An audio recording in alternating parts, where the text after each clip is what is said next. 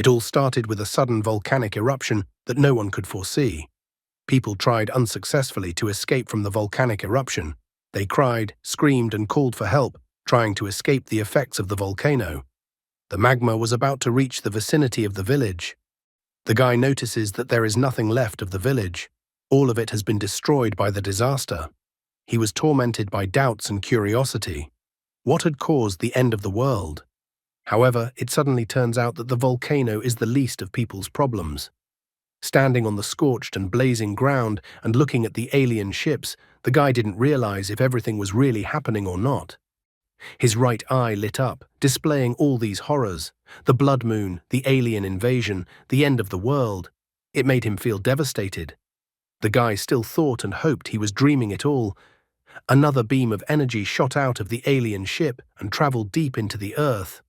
After that, the entire planet was covered in cracks and was instantly destroyed.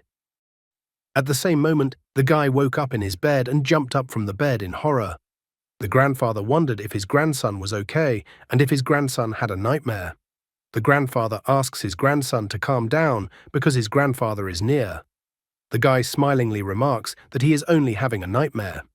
It turns out that the grandfather was worried about his grandson for a reason because the grandson slept for a whole day. The grandson notes that sometimes it is good to sleep like this. He tries to get away from the nightmare and asks his grandfather what they will eat, as he is hungry.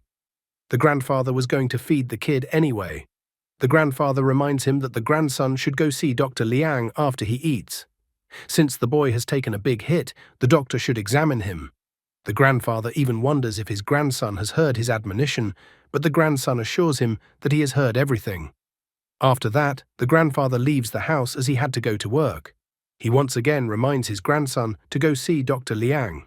While feeding the ducks, the grandson once again remarks that he understands everything and not to let the grandfather worry. The grandfather is still worried about his grandson, though, since his grandson is so stupid. As he continues to feed the ducks, the boy himself notes that he knows exactly what his grandfather is thinking. Everyone in the village, including his grandfather, for 16 years thinks the guy is a complete idiot. His parents died early, so he has lived with his grandfather his entire conscious life. The grandfather said the kid never cried. Until the age of 4, the grandson did not talk, preferring to just sit alone. As various gossips spread around the village before the grandfather had to take the boy to the doctor. Dr. Liang suggested that he had mental retardation.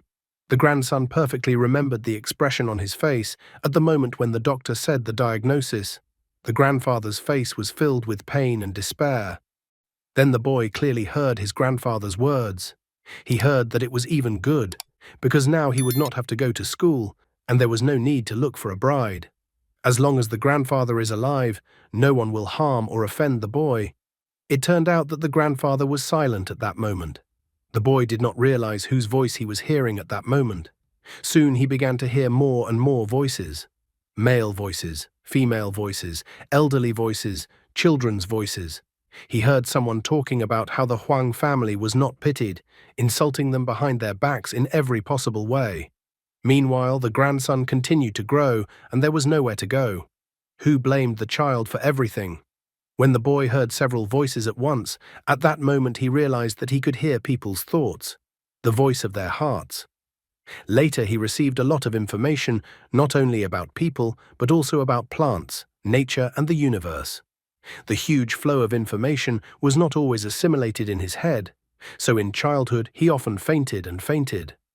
However, as he grew older, he began to adapt. Other people's thoughts still did not leave his head. While passing by a group of people, he could hear someone complaining in his thoughts that he had lost all his money in betting. Although he could still hear people's thoughts, as he grew older he learned to control and discard unnecessary information. However, he had no control over the data he was receiving from the universe. The day before yesterday, he didn't restrain his curiosity and took a look at the moon, where he discovered a horrifying fact. It turns out that the moon is not a satellite of the Earth. The moon is a battle weapon created by an alien superior civilization to monitor the Earth. Hidden beneath the surface of the moon is a hollow structure full of mechanical devices. There are also thermonuclear weapons and kinetic cannons. The most deadly weapon for Earth is the moon itself. Even a slight change in the moon's position can cause tidal changes on Earth to bring catastrophe. There are too many weapons aimed at Earth. However, what worries the guy the most are the two huge figures he saw on the moon. These are the legendary aliens, from whom the guy received important information. The total time of observation of the Earth is 12,831 years, 4 months and 19 days. The discovered advantages of humans, a pleasant odor. It was from exposure to this information that he passed out for an entire day and night. This information affected most of the final scenes in his dreams. He wondered if the scenes in his dream would come true or not. But the guy decided not to worry about it because the aliens had been watching the Earth for so long but had not done anything about it. At least it occurred to him that if the aliens were treating humans like food, then maybe they were. Most of the unexplained disappearances of people in the world are alien-related. Reflecting on this question, he suggests that until some colossal change happens on Earth, the disappearances are likely to continue. It couldn't go on forever, which meant that someday the day would come when the aliens would attack. He wondered when that day would come.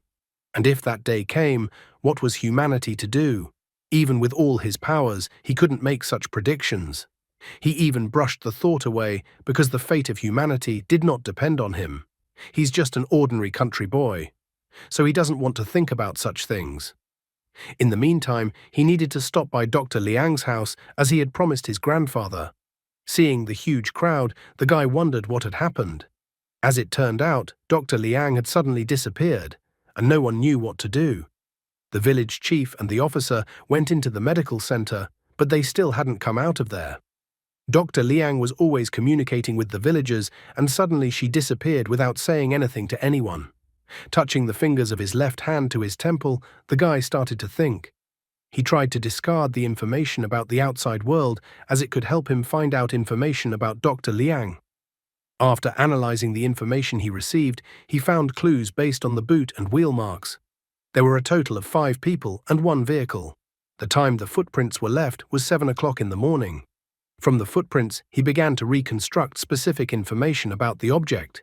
Soon he notices that 4 people drove Dr. Liang in their car while she was unconscious. He also had time to notice that Li Fan of the Li family was at the scene at that moment. Li Fan witnessed what was happening. Finally, the village chief and Officer Wang appeared from the nurse's station. Village chief asked the officer where Dr. Liang had gone and why she left without saying a word. Officer Wang noted that the door was open, the lock was not broken, there was no sign of a struggle, and no belongings were missing.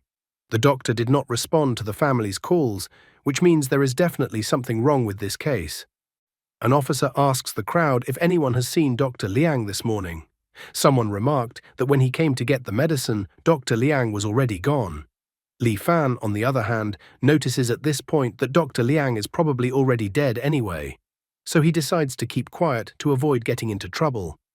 At this moment, Huang Ji runs up to Li Fan and informs the officer that Li Fan saw everything. The blonde panicked and said that he never said that. The village chief wonders if Li Fan saw Dr. Liang. The blonde continues to make excuses, the more he doesn't understand how anyone can believe the words of an idiot. Huang Ji then says that he saw everything because his grandfather asked him to go see Dr. Liang at 7 o'clock in the morning.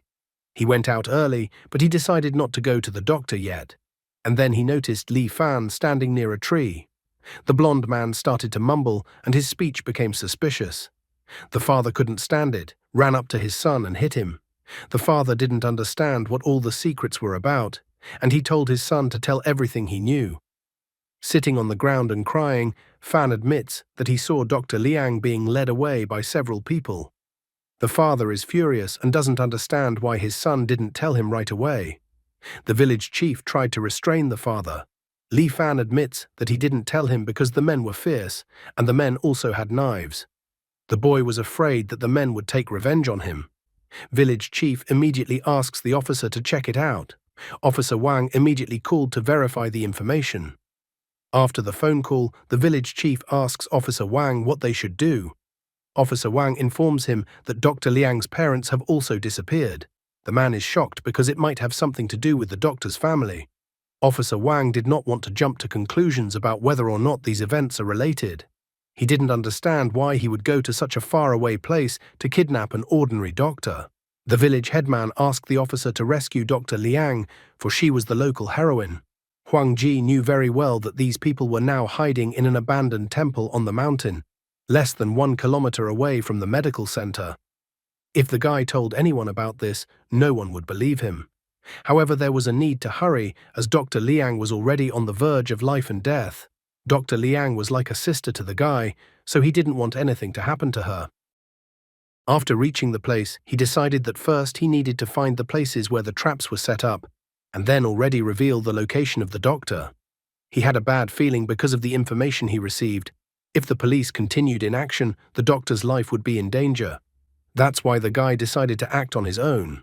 The guy wanted to protect Dr. Liang at all costs. When he arrived at the place, he immediately discovered all the traps set up. He jumped on a tree and tore down all the traps that were set by the criminals. It even amused him to tear down the traps, because setting the trap for the criminals was probably very hard. As he lands on the ground, he notices that if he hadn't scouted the situation, the police officers would have fallen into the trap, but now everything was going to go smoothly. At the same instant, he heard someone's voice. He was too close to the facility and was able to hear the voice of Dr. Liang, who was in danger. All 4 criminals gathered around the doctor.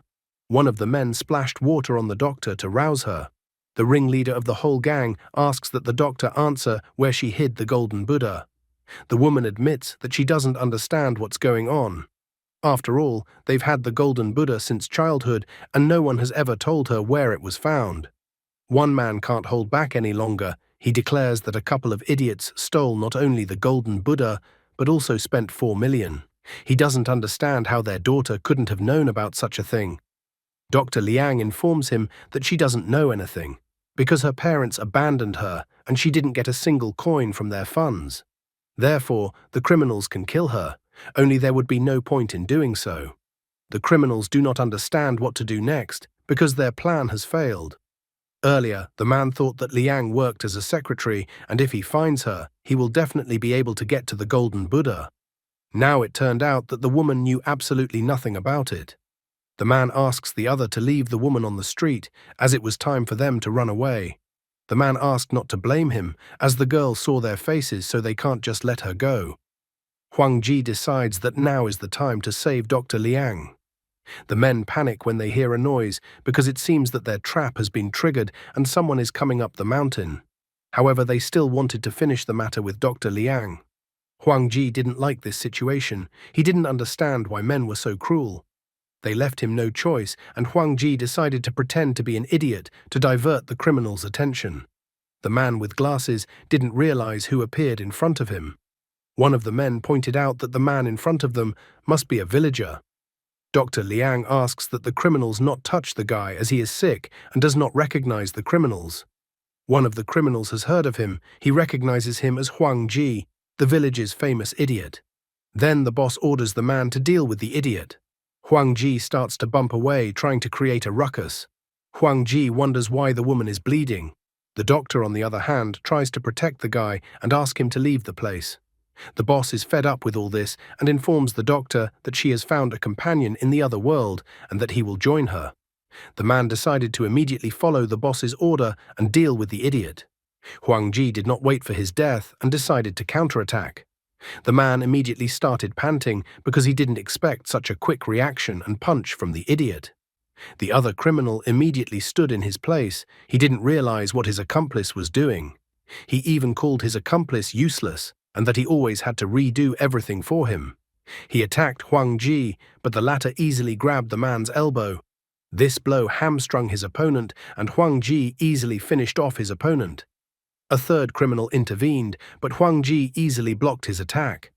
Afterwards, Huang Ji sent the criminal flying with a precise leg kick. All the defeated criminals were in front of that idiot.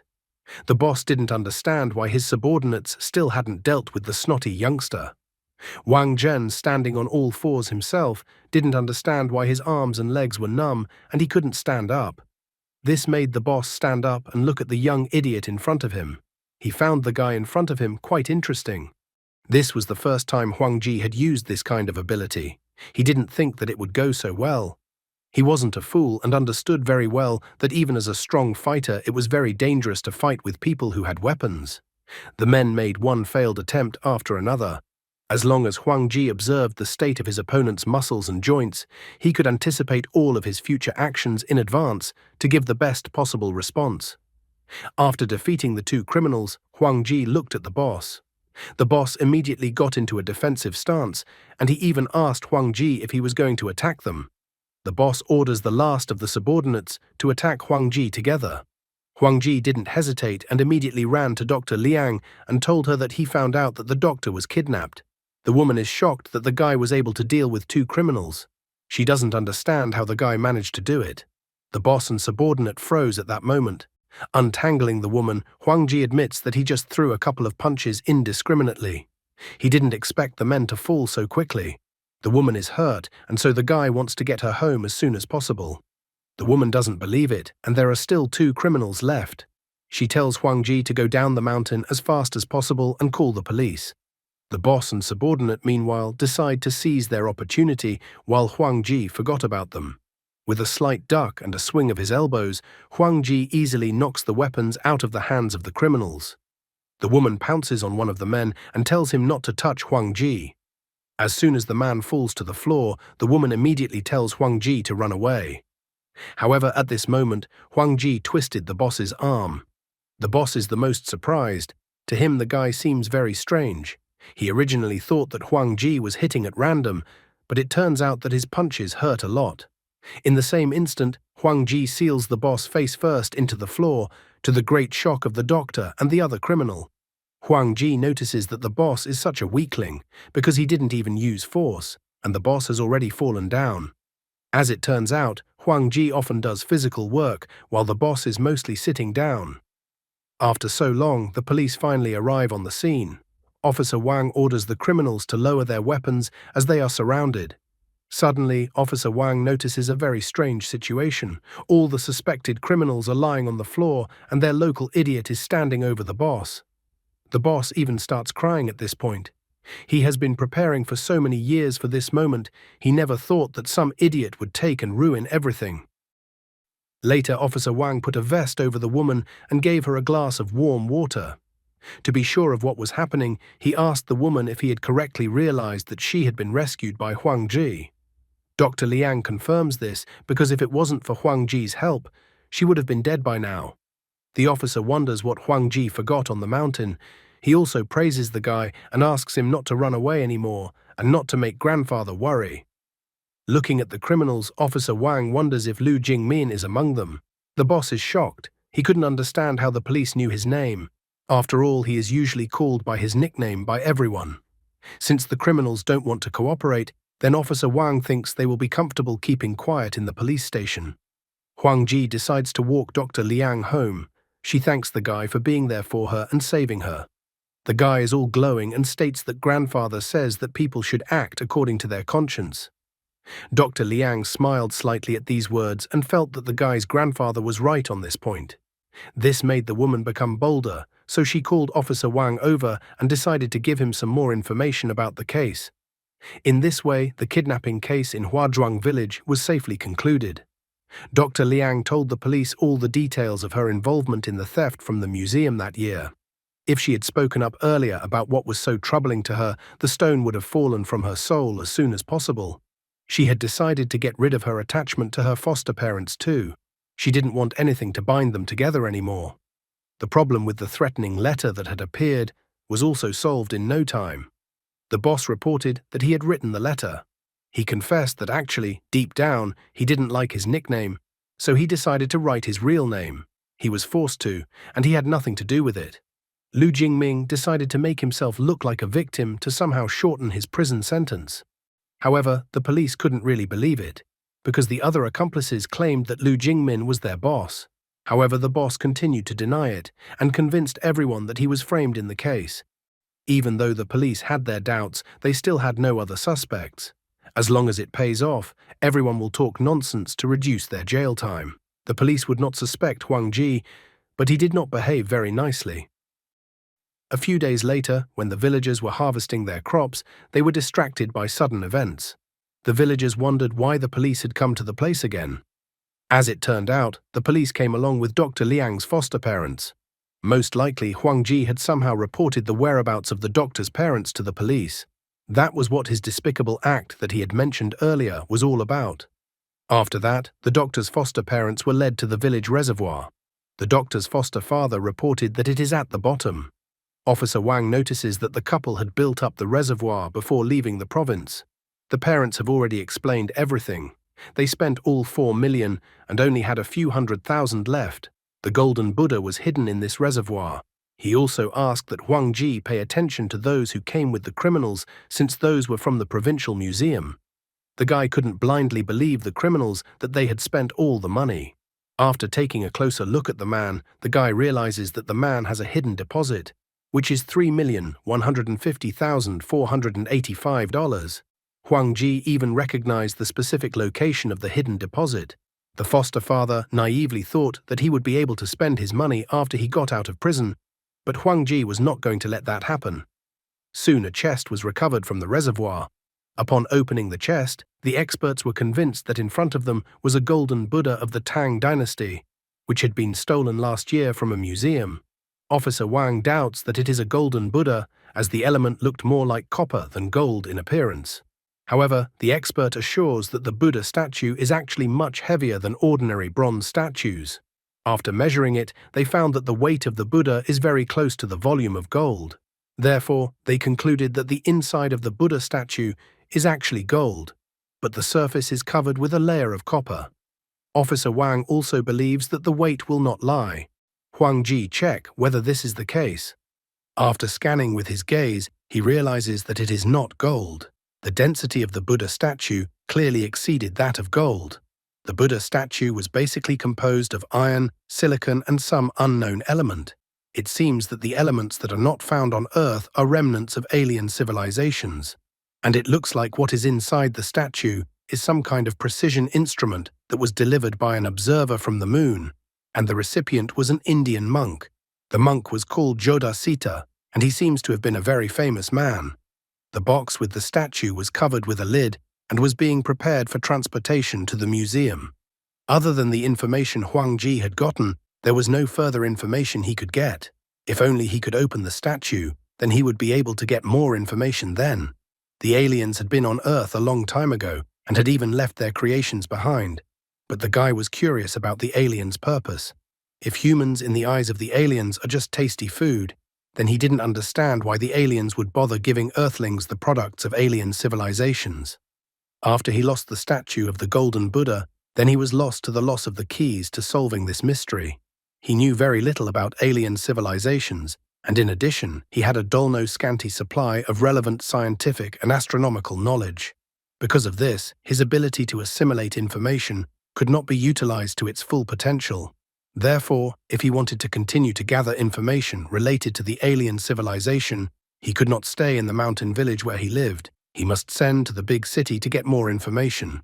Will he manage to do it, how to do it, and will his grandfather let him go? What do you think of this story?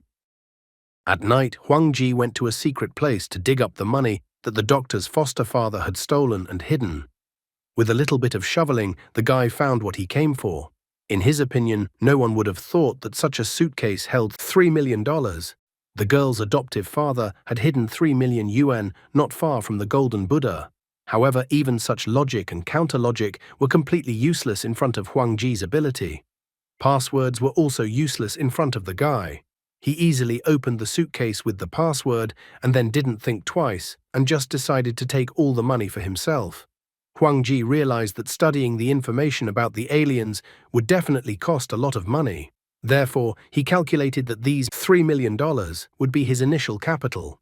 However, he needed to leave the village first, otherwise he wouldn't be able to spend the money in the direction he wanted. I wonder what the tax office and the police would say to this when a poor guy suddenly spends such large sums of money. Besides that, Huang Ji couldn't let grandfather's disease progress, and if they continued like this without doing anything about the disease, grandfather would die in 5 years. However, there was the most important issue that needed to be resolved. It would be very difficult for the grandson to ask his grandfather to allow him to move to the city, as the grandfather has mistaken his grandson for a seriously ill child all his life. So it would be very difficult for the grandfather to agree to his grandson living alone in the city. In the end, he decided to go to school. Previously, he studied only in junior high school because of his intellectual problems, so the grandfather was very worried about how the grandson will continue to live. The guy decides to tell his grandfather that he wants to continue studying at school. The grandfather himself would hardly be able to take his grandson, but he can ask acquaintances to do it. Huang Ji put all these things off until tomorrow. He pulled the suitcase with the money and immediately fell down. $3 million in cash was heavier than he thought. The money suitcase weighed over 50 kilograms and the suitcase had no wheels. He was furious about this problem because he would have to carry this suitcase for half his life, so he had to find a place to hide the suitcase. In the morning, the grandfather wondered why his grandson was so tired. Huang Ji explains it to the grandfather that he just didn't get enough sleep, although in fact he was practically dragging the suitcase with money until the morning. After breakfast, the guy went to see if there was a man who would agree to take him to the city. Walking through the village, he began to look around at the villagers in the village. Soon Huang Ji sat down on a rock and sighed. He still couldn't find any villagers who would agree to take him to the city. Even Officer Wang, who came from the city, didn't want to go back there. Huang Ji even thought that the city was such a scary place since no one wanted to go there. Suddenly the guy saw the village chief walking by. The guy quickly scanned the village chief since he was in a good mood. Huang Ji liked the information he saw from the old man. A few days later, Zheng Xuan and Su Lingli came to the village, and the village chief was glad to hear this information. The village chief was so happy that he greeted the guests and welcomed them. Huang Ji recalled that Su Lingli used to study in Shanghai and then worked there after graduation. She was a kind-hearted person, so the guy didn't think she would refuse his request. Zheng Xuan, on the contrary, was very suspicious. Huang Ji used his ability to study the information about the man. Zheng Xuan was 29 years old. His main profession was a translator, but he also worked as a hacker. His work experience was 10 years. The global rating was 683. The man also accumulated a good fortune, 70,000 bitcoins, as well as $1 million. The guy was even surprised that the hacker had such an impressive fortune. Huang Ji could gain knowledge and skills by recovering the memory of the object. If he had enough time, he could even learn Zheng Xuan's hacking skills. In 1 second, he could only memorize 1 second of information, which was too inefficient. If it was any key skills, the basic knowledge was not learned as fast as reading a book, so his ability had its own limitations. Seeing the guy, Su Lingli asked him to come over to her and take a seat with them. The girl decided to introduce them and introduced her boyfriend. She even asked Huang Ji to call her boyfriend Uncle Zheng, although Zheng Xuan didn't consider himself old enough to be called uncle. The girl informed her boyfriend that Huang Ji had a mild form of intellectual disability, but it was safe to socialize with him. Zheng Xuan calmly took note of this information. After that, Huang Ji told Su Lingli about his desire to study and then called his grandfather for dinner. The village chief called Zheng Xuan at that moment because there was a problem with his TV set, and Su Lingli said that her boyfriend was good with technology. Zheng Xuan said to rely on him and that he would take care of everything. When Zheng Xuan looked at the TV, he noticed that it was an ancient TV and that there was no other TV like it in the city. He only hoped that there was no hardware malfunction in the TV, otherwise everything would have to be replaced. Huang Ji didn't miss his chance and praised Zheng Xuan for being so cool that he could even fix TVs. As Zheng Xuan examines the inside of the TV, he remarks that there is nothing special about it and that the TV will soon fail again anyway. Zheng Xuan will only extend the life of the village chief's TV a little, but the village chief will still have to buy a new TV. Zheng Xuan wonders where his decoder is, at which point Huang Ji holds out the part to him and wonders if he needs it. Zheng Xuan confirms that he needs the part.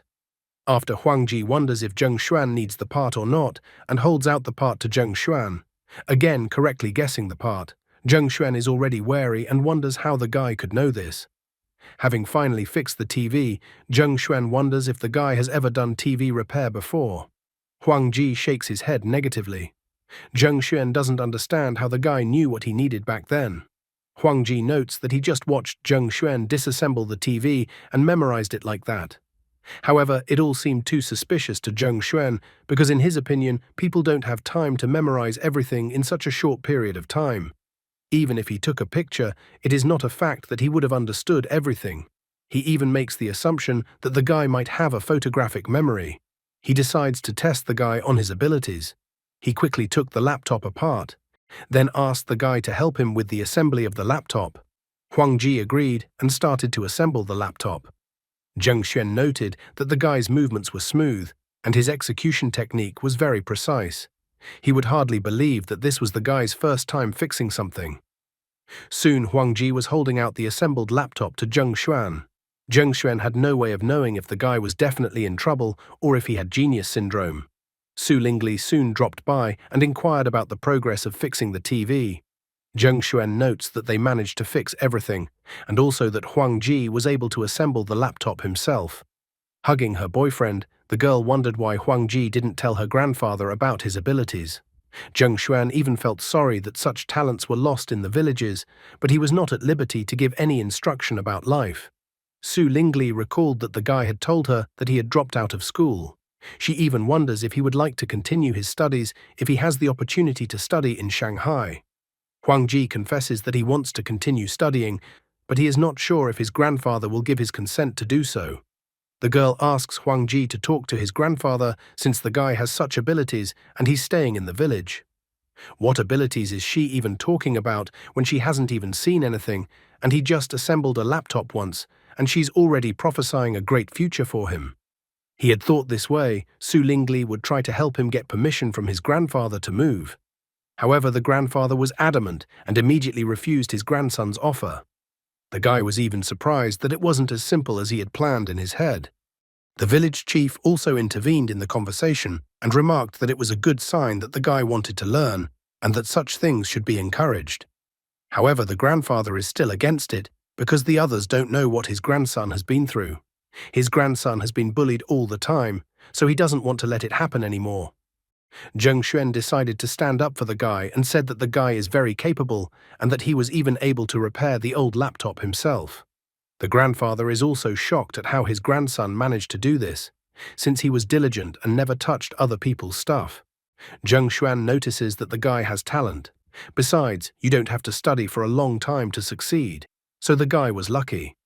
Zheng Xuan realizes that the guy has a problem, but he notices that people sometimes show talents that were not previously inherent to them. So he asks the guy to show it all to his grandfather. The village chief is shocked, because even Wang, the best repairman in the village, could not master such techniques.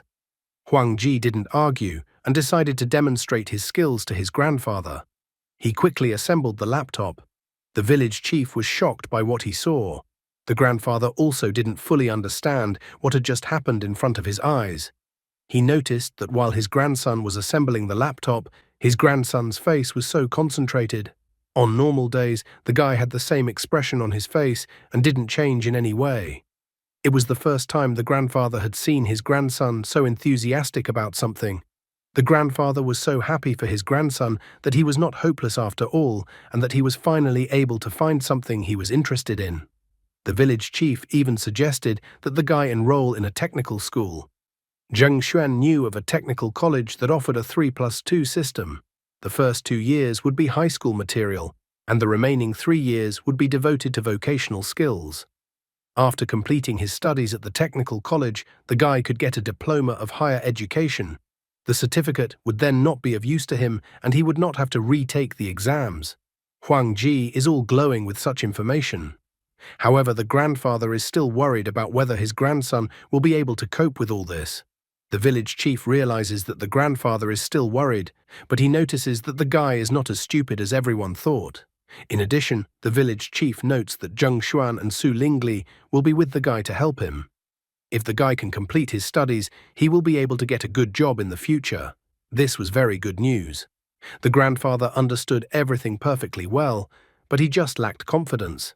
After all, Shanghai was a metropolis, so the grandfather didn't fully understand if his grandson would be able to adapt when his grandson had never even traveled outside the village. The grandfather was worried that he wouldn't be able to learn anything about his grandson's condition and problems when the grandson was so far away, especially if his grandson started being bullied again. Su Lingli was worried about the guy and wanted to somehow calm down the worried grandfather. Zheng Xuan notices that he and the lad won't be able to go to school and they won't be able to check. So he felt sorry that the guy would stay in the village like this. Huang Ji told his grandfather that he would listen to what he said, and if his grandfather said not to go, he would not go anywhere. He would always be by grandfather's side and take care of him. The grandfather was saddened by such news. His grandson hit him in the most painful place. He had spent his whole life raising his grandson, but he had not achieved anything good himself. He could not cripple his grandson's life. Other than farming, he had nothing to teach his grandson. Besides, he was worried about what would happen when he died. He was worried that his grandson would be left all alone and would not be able to survive in the world without help. Grandfather wanted his grandson to be happy and not to be bullied. In the end, the grandfather gave in to his grandson's persuasions because he did not want his grandson to be only around him all his life. A grandfather informs his grandson that his grandson should learn something new. Besides, his grandson had a talent for something, so he didn't want his grandson to waste his talent sitting in the village. The grandfather hugged his grandson and gave him permission to leave to study, but asked his grandson to study hard. Huang Ji was so happy that grandfather finally gave his permission. He promises that he will study hard. The guy knew that his grandfather was always worried about him, so there was no way he could let his grandfather down. He even apologizes to his grandfather. Huang Ji swears in his heart that he will study medicine and will definitely be able to cure his grandfather. At this moment, tears welled up in his eyes. Afterward, the guy was going to deal with the alien invaders. After saying goodbye to his grandfather, Huang Ji, along with Zheng Xuan and Su Lingli, took a train to the city. Before long, they reached the city. While at the train station, the guy was looking around because it was his first time in the city and he didn't know what a city was. Zheng Xuan asked the guy not to go far away from them so that he wouldn't get lost. They were going to show the guy where he was going to live first. After a while, they find themselves in front of a high-rise building. Su Lingli says that she is busy at work, so she asks Zheng Xuan to take care of the guy further and show him around the apartment. Zheng Xuan thinks it's problematic for everyone to live together, so he offers to rent a place for the guy to live. Su Lingli didn't like this information. She didn't understand what could be so valuable in her boyfriend's apartment that she even assumed that her boyfriend was going to take girls to the apartment while she was away. Zheng Xuan denied such claims by the girl and asked her to trust him. In fact, he never got around to telling his girlfriend that he was working as a hacker. Su Lingli didn't care about the guys anymore as she called her boss and informed him that she had just returned to the city and would be at work soon. The girl then explained that she had to go to work and left Zheng Xuan to look after Huang Ji. Zheng Xuan allocated the guy a room in their apartment absolutely free of charge. He then said that his room was next door, and if the guy needed anything, he could come and call him. Huang Ji asks Zheng Xuan not to worry as he is not going to give him any trouble. Zheng Xuan is glad that the guy understands. Huang Ji realizes that Zheng Xuan has his own secrets, and he also has his own secrets. So he thinks it would be good if they don't interfere with each other and each mind their own business. Huang Ji remembers that when they were driving home from the train station, he saw a bookstore, so he asks Zheng Xuan's permission to go there. Zheng Xuan doesn't mind such a request from the guy. After that, they went to the Xinhua bookstore. Zheng Xuan was a responsible guy and stayed close to Huang Ji, keeping an eye on him and what books Huang Ji was reading. Huang Ji was getting a little annoyed that Zheng Xuan was following him around and wouldn't give up. Huang Ji finally gives up and tells Zheng Xuan that he wants to sit and read for a while longer, but Zheng Xuan must have his own things to do. He promises that he will handle everything himself. Only after that, a tired Zheng Xuan decided to go home, which was nearby. He asked the guy to come home for dinner, but then he changed his mind and decided he would follow the guy to the bookstore himself. Huang Ji was glad that Zheng Xuan had stopped following him. After that, he finally decided to go after the thing he needed. After waiting for Zheng Xuan to leave the bookstore, Huang Ji went to the subway. After looking at the subway map, the guy found the city's mail sorting center. Soon, the guy was at the city mail sorting center. He came to the place to pick up his things and showed his ID card. Huang Ji said that his things from Huazhuang village were sent 2 days ago, and he was wondering if his things had already arrived. The man smilingly decided to check, and then reported that a few hours ago the items had arrived. Huang Ji thinks that the things are heavy, so he asks to rent a cart. After that, he rolled out with the cart to the street. On the street, he caught a cab and asked the driver to take him to the east side of the city, to the Platinum House. After getting into the cab, Huang Ji was glad that he sent the money suitcase away before leaving. It would have been incredibly hard for him to carry such a heavy bag by himself. Since the money had arrived, he was now going to find an apartment. I wonder how he would be allowed to do something like this by Su Lingli. I'm curious as to how the author of the manhwa decided to come up with such a thing. I have a large number of questions as the story progresses. How did people assume the guy was a genius if he only put together a laptop that had been taken apart before? How did he manage to mail $3 million? Postal parcels are no longer inspected in China, and it's free to mail anything you want, including such a large sum of money. How can he avoid the scrutiny of the tax authorities when a poor guy from the countryside suddenly rents a nice apartment in the city? I haven't yet taken into account that the author feels like he has absolutely no idea what such a disease implies, which the author gave the guy. Zheng Xuan took the guy in to live with him for free, albeit at Su Lingli's request. Su Lingli and Zheng Xuan took responsibility for the guy given his problem. Zheng Xuan looked after the guy quite responsibly and didn't let him go alone in an unfamiliar city. Huang Ji, on the other hand, is acting like a real ungrateful pig. They gave him a room for free in the apartment, took him out of the village under their own responsibility, knowing about his problems. Besides, the young couple has their own life, and the guy takes and resents, and he is not happy with the close attention. There are too many conventions in this manhwa that one has to turn a blind eye to. Such conventions in manhwa should have been finalized, as the idea itself doesn't seem outright bad. These are only a small part of the questions that arise when reading this manhwa. What if the author of the story is actually implying that Huang Ji made up all the events and they are only happening in his head?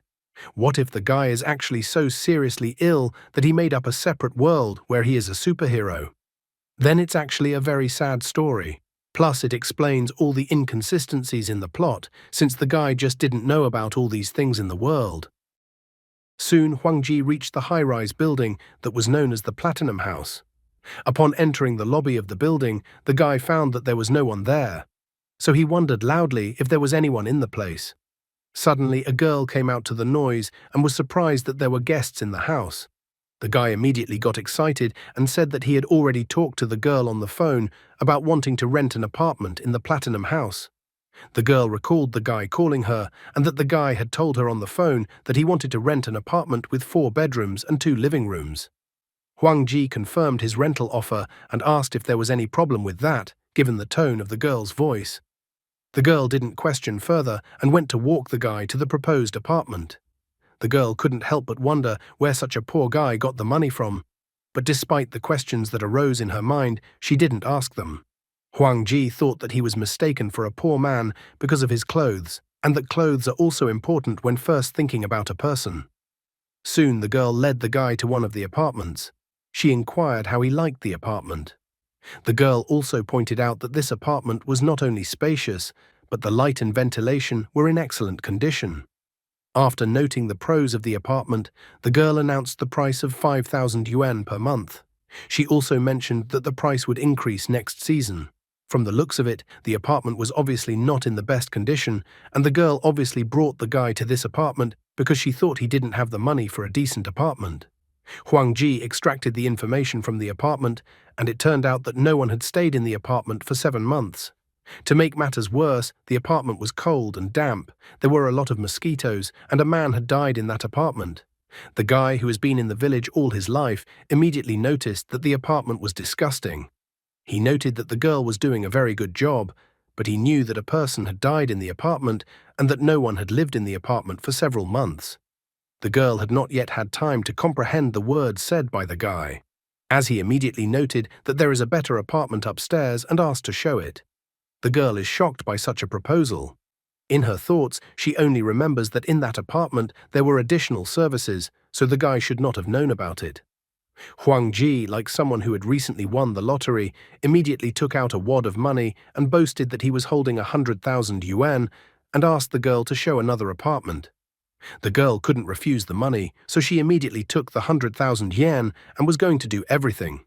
She even somehow decided that the guy in front of her was some cool businessman, and that's why he had so much money with him and had information about the Platinum House.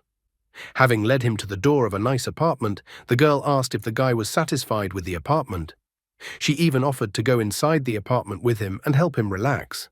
However, the guy closed the door right in front of her face and refused her services. The girl was not desperate and decided to look for another victim for her services.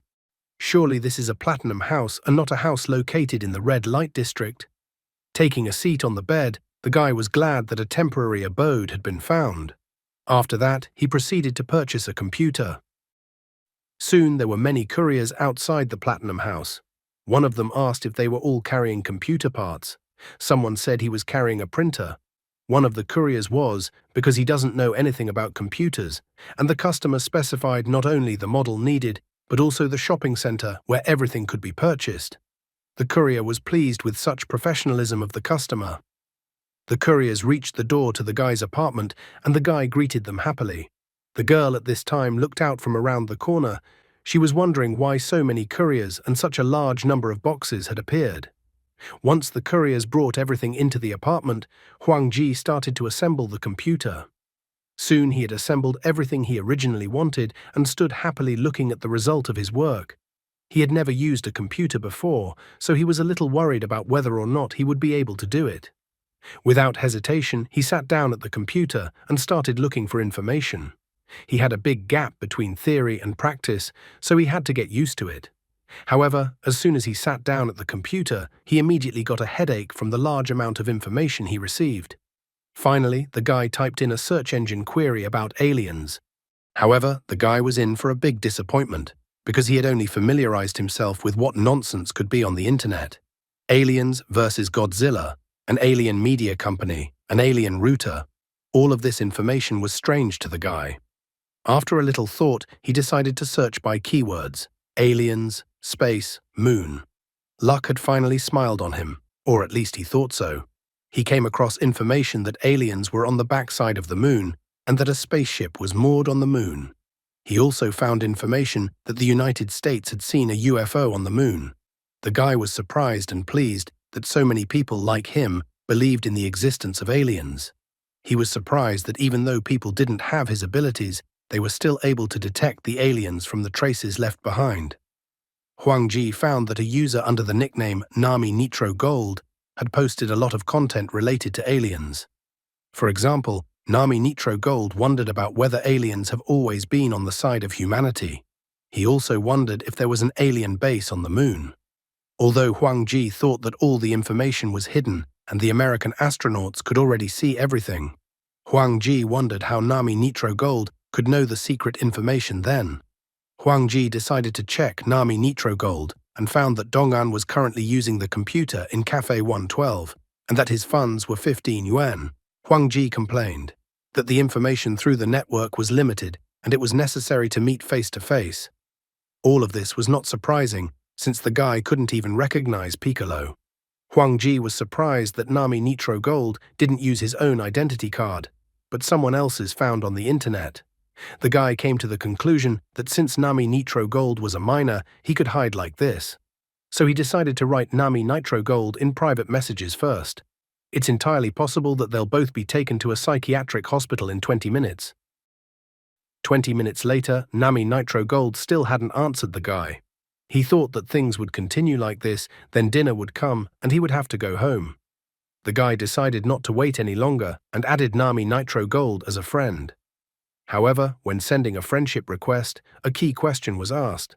According to it, the guy had to answer the question, "What is Nami Nitro Gold's favorite game?" The omniscient and all-knowing Huang Ji failed to do so and was denied friendship.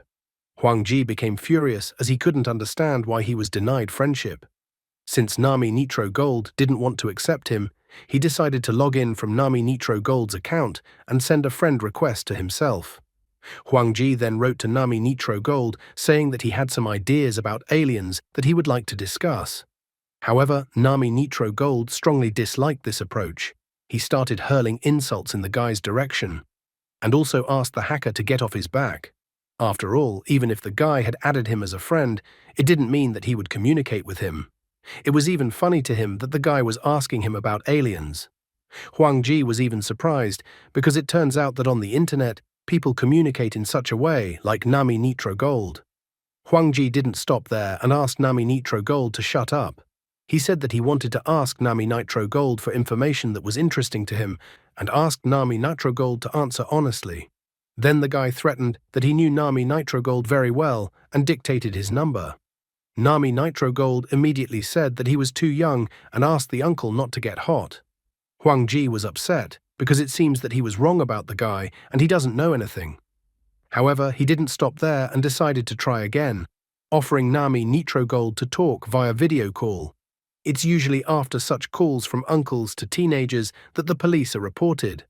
Once Huang Ji contacted the guy via video call, then Nami Nitro Gold wondered why he was seeing the guy. Huang Ji, on the other hand, told the guy not to ask any questions. It seems that he decided to call himself Nami Nitro Gold because of his hair. It turns out that Huang Ji can't get information about the person on the other side through video and voice, because what he sees now is just an electromagnetic signal broadcast seen on a screen that doesn't match the conditions for seeing and hearing directly. Huang Ji immediately told the guy that he saw he post on the internet about aliens. He was curious as to why the guy thought such a thing and what his reasoning was. Huang Ji was curious how the guy knew that American astronauts had seen aliens. Nami Nitro Gold brags that he found all these secrets in secret FBI files. He also revealed the information that aliens destroyed the Challenger. Nami Nitro Gold doesn't stop there and tells the guy that the aliens have reached an agreement with the United States to help develop weapons and that there is an underground base in Area 51. Huang Ji felt increasingly enlightened by such valuable knowledge. However, he was very upset when Nami Nitro Gold began to tell him that the United States had not landed on the moon, and that all the live broadcasts from that year had been filmed in advance. Nami Nitro Gold even asks to point out that there is no water on the moon, and he then wonders where such clear footprints came from, and other than that, there should be no shadow. It finally reached Huang Ji that the guy in front of him will not give him any useful information and is talking nonsense, so Huang Ji turned off the computer. The guy had long known about the astronauts landing on the moon and that it was pure truth. Now he needed to go back to the bookstore as soon as possible. Soon, Zheng Xuan returned to the bookstore after work. He informed that it was time for dinner and came to walk the guy home. Huang Ji picked up a whole stack of books from the bookstore that Zheng Xuan was even surprised by this, and that the guy likes to read so much. Huang Ji decided to put aside the alien matter for now and focus on gaining more knowledge first. He lacked even basic knowledge, so he needed to catch up as soon as possible. The guy began to study diligently, as if he was making intensive preparations for Gaokao. After reading a book, he immediately internalized the material, not even needing to read a second time.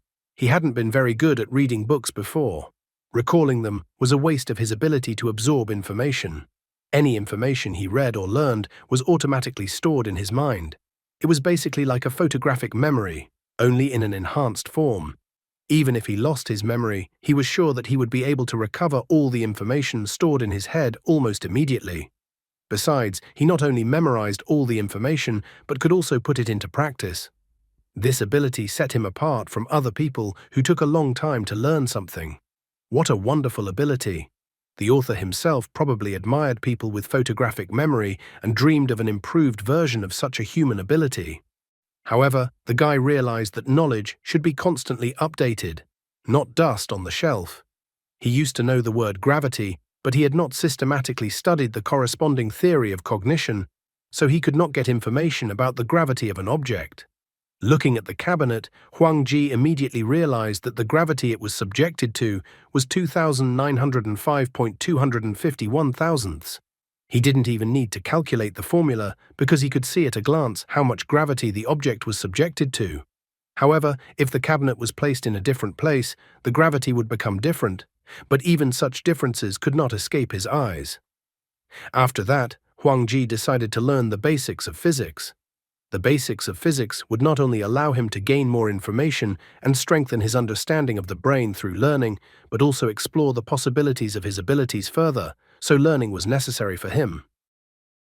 The next day, Zheng Xuan left his room and complained that he had been up half the night again. He knocked on Huang Ji's room and said that it was already time for breakfast. However, Huang Ji was already awake and informed that he had already had breakfast and that his door was unlocked, and Zheng Xuan could enter the room. When Zheng Xuan approached him, he saw his textbooks and asked him how he was doing in his studies. Huang Ji admitted that he had not read much in the past, so he had to catch up urgently. Zheng Xuan asks the guy to study hard and strive to succeed in the future so as not to let his grandfather down. He said that he had important things to do in the morning, but he was going to take the guy to school in the afternoon to look around. Once Zheng Xuan left the room, then the guy admits that he had already finished reading a book on mechanical engineering in one evening, but he couldn't tell Zheng Xuan about it. While sorting through the books, he remembered that he had thought about practicing medicine, but as it turned out, it was a very expensive occupation, and he had already spent quite a lot, so he decided that he would only read books for now. Digging through the boxes, he found a book on the basics of traditional Chinese medicine. Although modern Western medicine already had a complete research system on the human body, if he looked at it from the perspective of traditional Chinese medicine, the mysteries of the human body were limitless.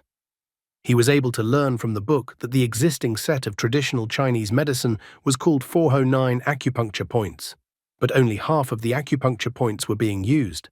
There were quite a few points not yet discovered. Besides the 12th, 15th, and 8th meridians, the guy could recognize 9 hidden meridians as well as more than 20 side meridians. Among them, it would be better for him to study the hidden meridians. In the book, there were major veins, and the location of acupuncture points was constantly changing. As it turns out, over the centuries people have gradually forgotten that qi and blood should interact together, and that's why people often get sick. He even noticed that one meridian is mainly responsible for transmitting neuroelectrochemical signals from 5 internal organs and 6 other indicators, and that it is the very real platform for controlling the human body. After learning this information, he decided to think about how athletes were better than regular people.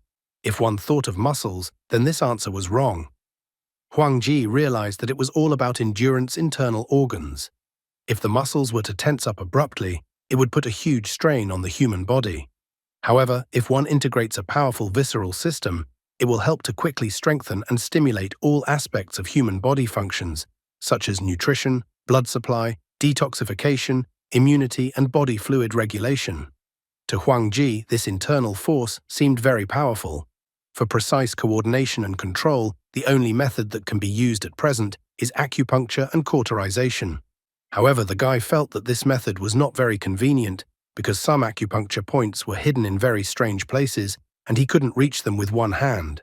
There were even some acupuncture points that were hidden between important organs and bones that couldn't be reached by acupuncture and cauterization. There were only 2 places a guy could start. One controlled the blood supply system and the other stimulated growth. They were all very practical acupuncture points. Deciding not to delay any longer, the guy took off his shirt and decided to treat the Yunmen, Zhongfu, and Tianqi points. After all, these acupuncture points were used as landmarks. However, it wasn't as easy as he originally thought, and it was incredibly hard for him. He had developed shortness of breath. A problem appeared in his blood vessels that he couldn't understand anything about. He needed to fix his position so that he wouldn't miss again, especially since he only had one try.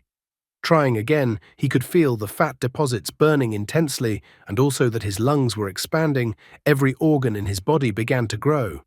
He had to change his posture but try to contain the pain. Do not repeat never after this genius, and also having read something once from the book, immediately do it, because it can harm your health and lead to very sad consequences. After changing his position, he felt that he wanted to sleep and finally gave up and decided that he could rest. After a while, Huang Ji felt that his heart and lungs had grown, which made him very happy. However, in exchange, 5 years of his life were taken away from him. The guy was surprised that 5 years had been taken from his life and made the assumption that he had injected toxins. In addition, he noticed that his liver and kidneys had not grown. Only now did he realize that maybe his store of knowledge wasn't enough and that there must be some other way to cleanse the body without acupuncture and cauterization. Is he going to be a space marine? Just at this moment, Zheng Xuan called the guy out for lunch. So quickly the time flew by from breakfast to lunch. After lunch, Huang Ji went with Zheng Xuan to the school building. Zheng Xuan showed the guy where he would be studying before classes started. He good-naturedly decided to show everything to the kid in this school.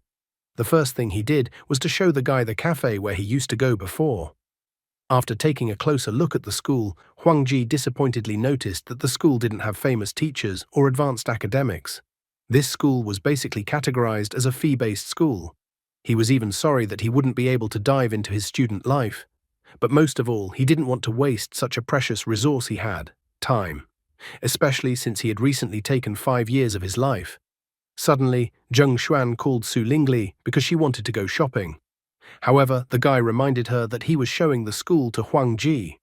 Huang Ji, hearing the conversation, asks not to worry about him, and that let the guy go out with Su Lingli. Huang Ji confesses that he has already memorized the way and that he can handle it all by himself. It's usually after such convincing words that some disaster happens. Zheng Xuan decided to believe the guy, but asked him to call him immediately if anything happens. After freeing himself from Zheng Xuan's scrutiny, the guy decided to verify the information. A short time later, he returned to his apartment in the Platinum House. This time, he assured himself that he had learned his lesson and would not fall for any more scams. He decided to search the internet for information on how to stimulate acupuncture points throughout the body without acupuncture or cauterization. Suddenly, he saw the answer to his question, for someone was offering to teach him how to practice martial arts. Huang Ji was surprised when he saw the information about martial arts. Incidentally, just less than a minute ago, he had assured that he would not fall for the tricks of scammers again. Just how deep will the guy go in his research, and when will he already have a phone conversation with the real scammers who will tell him that all is not well with his grandfather? I take back what I said earlier. After reading the beginning of the story in the novel, I understood the story a little better than when I read the manhwa. They oversimplify things in the manhwa, so there are even more questions than when you read the novel. Guy had heard of martial arts. Martial arts, also known as martial arts, was a skill that originated in ancient times and was inherited until the present day. According to legend, all martial arts masters possess special techniques. Some masters possess strength several times that of an ordinary person. Other masters are able to soar through the sky without leaving a trace or shadow. Some masters even possess immense power in wielding a blade.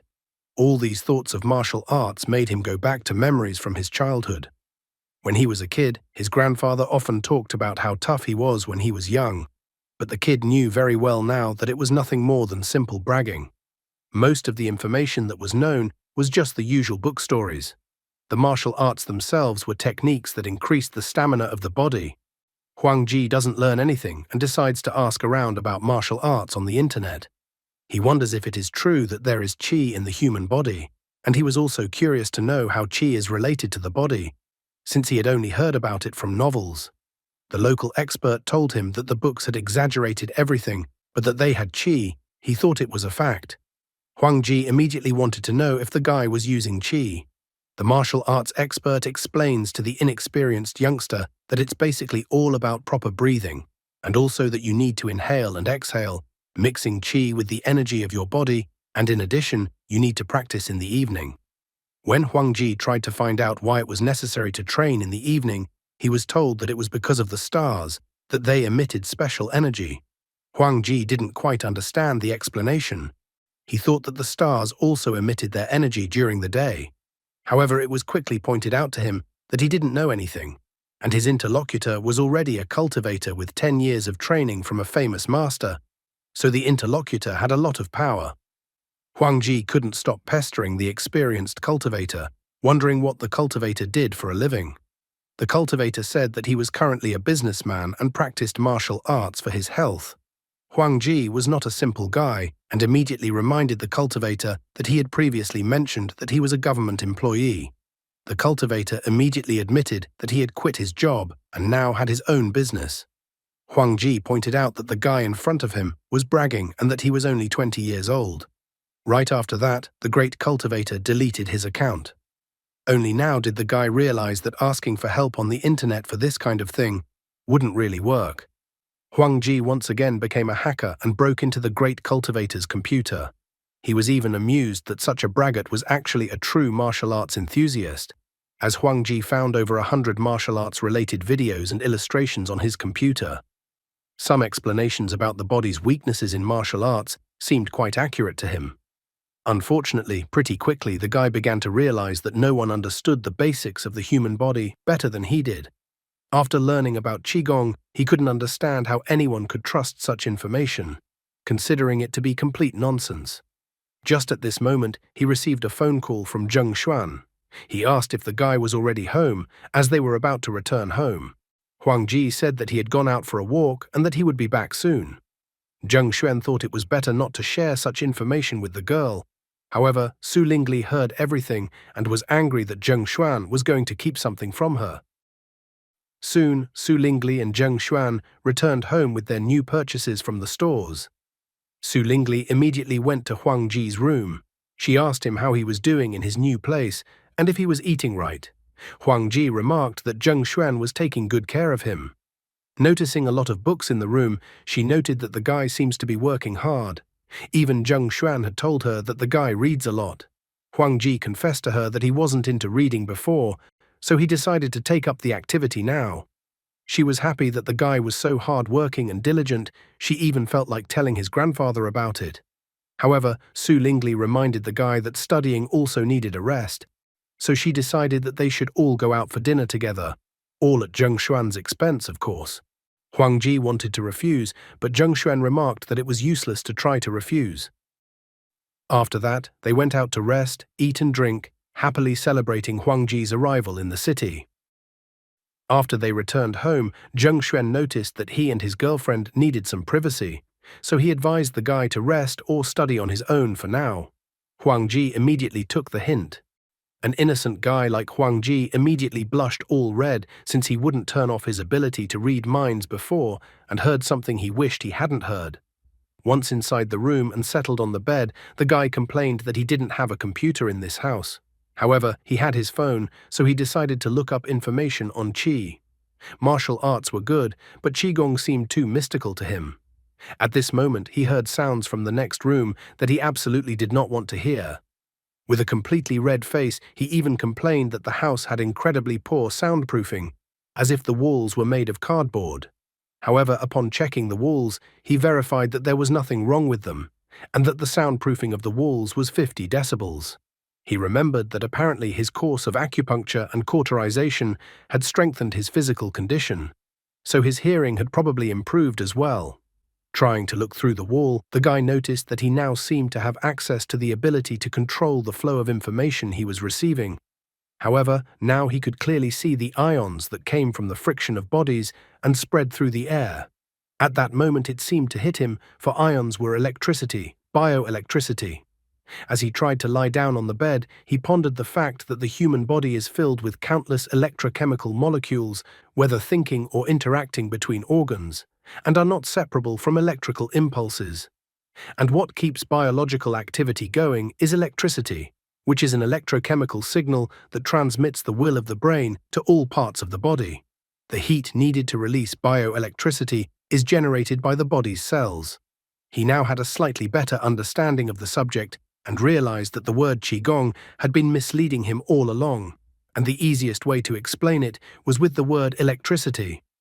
In addition, he realized that there was no qi flow in the human body at all, and the meridians were just a dozen major pathways with a relatively large volume of transition.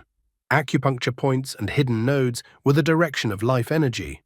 The meridians and acupuncture points of ordinary people are accessible by themselves, so it's impossible to open them, otherwise people would be paralyzed. In other words, everyone is born with inner talents. After putting the whole puzzle together, the guy realized that cultivation was actually aimed at increasing stamina. The higher the stamina, the greater the internal strength or electric field. The stronger they were, the stronger the skills a person would have. As long as the electric field can penetrate another person's body, their lifeline can be easily cut, causing all sorts of internal damage. For example, with a single palm strike, one could deprive an opponent of kidney function. As he digested all the information he had received, he noticed that although martial arts skills and stamina were very strong, only a few of them included exercises to control the energy in the body. Their internal energy utilization rate is only 4.57% for Tai Chi and 3.64% for Xingyi. But the two best martial arts combined, the utilization rate can be increased to 16%. All of this got the guy thinking about how he could come up with his own way to combine his hundreds of strengths combined with the concepts of hidden acupuncture points and bioelectricity to create a unique technique. This assignment was the first step he needed to take to cope with the aliens, so even though the path was quite difficult, he needed to give his best effort to achieve the goal. 2 weeks had passed since the day he had succeeded in discovering the secret of electrical energy. Now he was constantly absorbing all the knowledge contained in the books, like a sponge caught in a bucket of water. Even though he had thoroughly studied the books on medicine and biology available in the bookstore, as well as various valuable collections of online stores, it was becoming increasingly difficult for him to acquire new knowledge as his knowledge level continued to increase. He had even already managed to find a mouse for experiments somewhere. He regretted that his research into electrical energy had encountered obstacles. After all, the tiny discharge of current was not even enough to harm a human being, let alone knock out a mouse. Looking at the little mouse, the guy decided it was time for him to finish his book's learning. What happened next to the poor little mouse? After that, the guy went outside, deciding that now was the time to go to the experts. Jiang Wan and Li Wei were the experts who were seeing patients today. One was in room 204 and the other was in room 305. He decided to visit them one by one. Jiang Wan was a woman of 35 years old. The global medical skill rating was 247,608. It surprised him that a pathology expert was ranked so low in global medical skills. Li Wei is a male 37 years old. Global ranking in medical skills 170,083. This kind of information also surprised the guy. After all, he didn't expect that they had a rather low rating. After that, he couldn't help but start praising himself. The guy was not a professional, but only engaged in self-education for 2 weeks, and already felt that he had reached a global rating of 510,816. He began to praise himself, because if people found out about this, medical students all over the world would be turned inside out. He decided to go Li Wei first, so he went to make an appointment with the doctor through the terminal. An hour later, it was finally his turn, so number 48 Huang Ji was asked to come into the room. When the guy entered the room, he saw that the doctor's global rating had dropped to 170,912. In just 1 hour, the doctor's rating had dropped so drastically, which greatly surprised the guy. Noticing the guy's stare, the doctor asked if there were any problems, but the guy immediately pointed out that there were no problems. Huang Ji was well aware that the information was updated in real time and that the ratings were constantly changing every minute and every second. Therefore, he understood that it wasn't that Li Wei's skill level had decreased at all, but that over 800 doctors around the world had surpassed Li Wei in the past hour. The doctor immediately wanted to check the patient's cardiopulmonary function, so he asked to lift the patient's shirt higher. Taking a stethoscope in his hands, he began to listen to the patient's breathing. Just at this moment, Huang Ji decided that it was time to gain new knowledge. Looking at Li Wei, he was going to learn all the information from clinical study reports that couldn't be read in ordinary books, as well as articles that could only be found in universities. He was glad because fast face-to-face data transfer was the best thing ever. He could even obtain the knowledge that Li Wei had missed. He hadn't been able to do something like this before, but now he was beyond that. Combined with the previous acupuncture and cauterization treatments, it greatly strengthened his cardiopulmonary function and improved his blood supply and the efficiency of oxygen supply to his brain. Now his brain's information processing capacity is 1.25 times that of a normal person. Li Wei, meanwhile, noticed that the guy's heart muscle was quite strong, and his lung volume was also large, and his breathing was long. The doctor thought that the guy in front of him was an athlete, but he didn't hear anything wrong when examining the guy. He inquired if the guy was all right and if he felt any discomfort. Huang Ji admits that he constantly feels that his breathing is too heavy, that he hears a rapid heartbeat, and every time he thinks about it, he gets a panicky feeling that he is about to die. However, the doctor noticed that the guy's heart is in good condition. Huang Ji seems to have overreacted, as the doctor even considered advising the guy to go to the psychiatry department. In the end, the doctor decided that the guy should have had a chest X-ray first and then a blood test to rule out a respiratory infection. He told the guy to go to the service desk on the second floor to pay the bill and then bring the chest X-ray. The guy's whole body seemed to shimmer. He thanked the doctor while he was glad that he had managed to absorb almost all of the doctor's experience. Turning his attention back to the doctor, the guy noticed that the doctor's global rating had dropped to 171,998. Looking immediately at his global ranking, the guy was incredibly shocked. So he had risen to 45,233rd place. This rate of progress was astonishing even to him. Not only did he gain knowledge from the doctor, but he also learned a lot about the doctor's past. Li Wei was originally a promising doctor of medicine. However, because Li Wei insulted the dean, he was transferred to the outpatient department, and as a result, his psyche was greatly affected. The man had stayed in the regular clinic for too long. As a result, he gradually lost his professionalism as a doctor, which in turn affected his judgment and self-confidence, so it was not surprising that his professional ranking dropped so much. Huang Ji recalled that Zheng Xuan had recently been reading books related to economics and was also busy with translations, so he had no time to keep up with new technologies on the internet, so his ranking in the world of hackers had also dropped by more than 2,000 points. Such a sad state of affairs made Zheng Xuan quite angry. The guy began to realize more that learning was like swimming against the current, that if you don't advance, then you retreat. The whole world was constantly changing. The information made it clear that there was no way to relax. The guy learned another important thing from the doctor. Every person has his own up period, peak period, and fatigue period.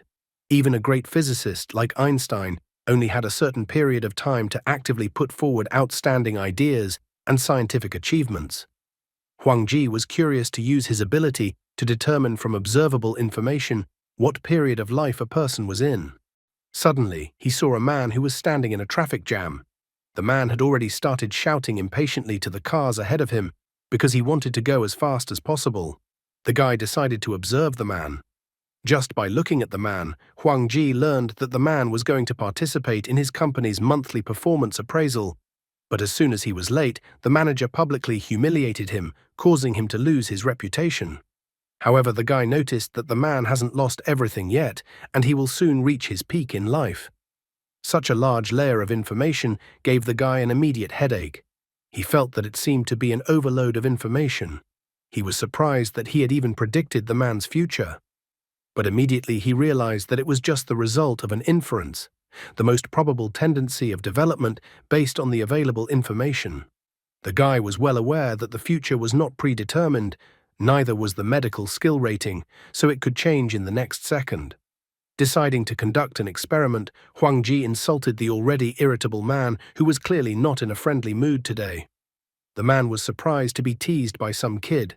He was about to get out of the car and teach the youngster a lesson, but Huang Ji immediately ran away. The man was shocked at what a disgusting day he had had today, that even the schoolboy was now allowing himself to look down on him. Looking from around the corner, the guy noticed that it wasn't the man's fault that the guy had insulted him. In fact, Huang Ji managed to notice that the man in the original version would become complacent after reaching his peak, stop working hard, and put more energy into scheming, which would cause the man to fall. Huang Ji, being a random passerby, noticed and decided to help the man. His unceremonious insult greatly prolonged the growth phase of the man's career. According to new predictions, in 3 years, the man would be among the top 30,000 in the world computer industry, and then start to slowly decline. Huang Ji was surprised that just one word could dramatically change a life. He now understood even more the value and power of information, so he began to get more and more curious about where this path would lead him. He wondered how great the possibilities of perfecting the magical ability he had obtained were. While resting on a bench and eating, he wondered if he would be able to predict his future. Suddenly, everything around him disintegrated into many sheets of paper, and various ink appeared around him. The guy got scared, not realizing what was happening to him, trying to stop his attempt to predict his future as soon as possible. After a moment, he managed to snap back to reality. He couldn't understand what had just happened to him. He only remembered seeing pictures that had his image painted on them. However, after a moment, he interpreted that he perceived all the information in the world, so his future was constantly changing, as well as the future of the people around him. The guy began to realize that he wasn't very good at his skills yet. He decided that he would only do something about it after he had fully mastered his ability. Society closely connects people to each other, so sometimes any fleeting thought or random event can greatly change the direction of the future. Therefore, the shorter the prediction interval, the more useful it is to use the prediction ability. Conversely, the longer the time interval, the more deviations occur. But all this only applied to individual ones, and if the object of prediction was the entire world, it was much more complicated. He didn't know if it would be possible to predict the fate of the entire humanity. However, he wondered what awaited humanity if aliens suddenly appeared.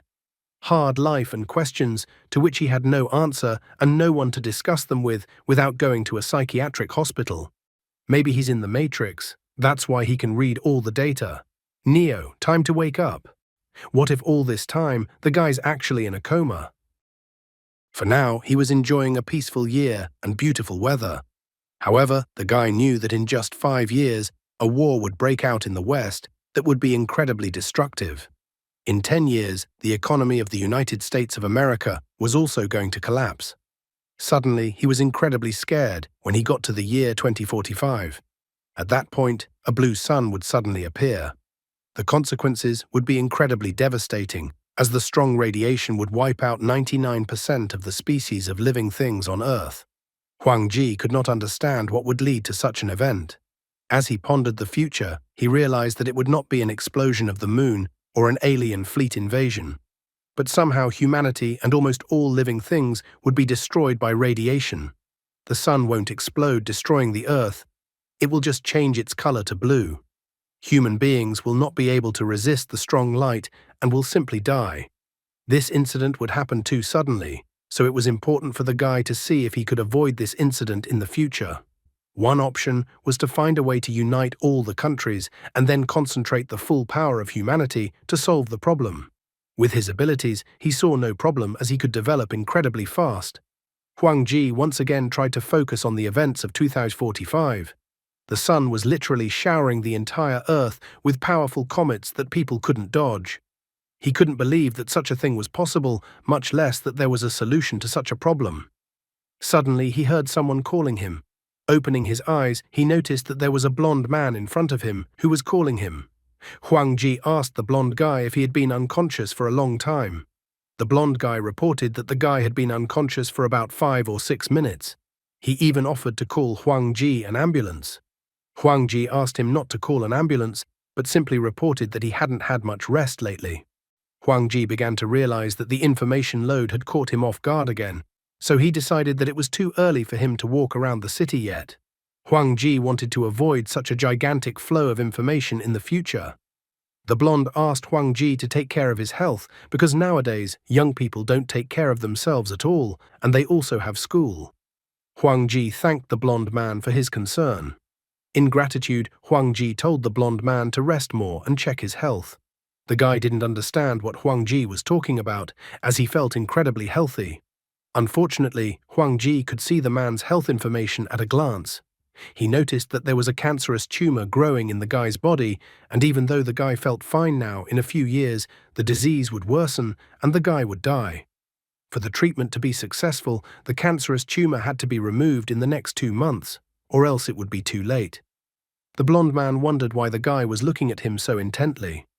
Huang Ji was still immersed in his thoughts, realizing that if he didn't do anything, the blonde guy would just die. Suddenly, he saw a further development that horrified him. He got up from the bench, informing him that he was just saying that about the guy's health. The blonde man even thought that Huang Ji was kind of weird.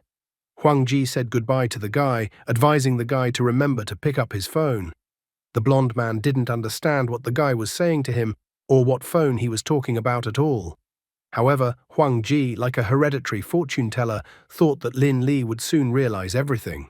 The blonde man looked at the guy leaving and thought that he was strange. Soon, Huang Ji returned to the Platinum House. Sitting at his desk and looking at the computer monitor, he pondered over the future events he could see. In just 5 years, the world could be on the brink of destruction. The guy realized that if he intervened, he could not only delay, but also bring the imminent. So he wanted to approach this issue carefully prepared and not making rash actions. While in the first scenario, they would be under attack from the blue sun, in the second scenario, an alien invasion may already be underway. Aliens are very well aware and will quickly be able to react to any changes in the situation on Earth. They will surely take action to destroy the undeveloped human civilization. He realized that in the eyes of the aliens, humans were nothing more than tasty food. As soon as the aliens realized that the food was resisting, the humans would be destroyed immediately. Huang Ji pounded the table with his right hand in anger. The only thing he could do was complain that the aliens would just take and destroy all living things whenever they wanted. They would wait for the humans to kill each other themselves, or they would do it first. The guy hoped the aliens wouldn't do anything about it. He even thought about the fact that if the aliens realized that he knew too much, they wouldn't dare to attack. All the information he had gotten only made the guy angrier, and he couldn't find a way out of the situation. For a moment he thought about his grandfather and everyone else he knew. Remembering that the fate of mankind depends on him, he wanted to calm down first. After all, if he approached the issue with a cool head, a way out could be found. He wanted to calculate everything and plan step by step. In the end, Huang Ji decided to think of something pleasant to distract himself for a while. He was happy that today he was able to gain the ability to see the future, and that he would soon be able to learn another new, unique technique. Huang Ji lay down on the bed and began to think about how he could strengthen his body.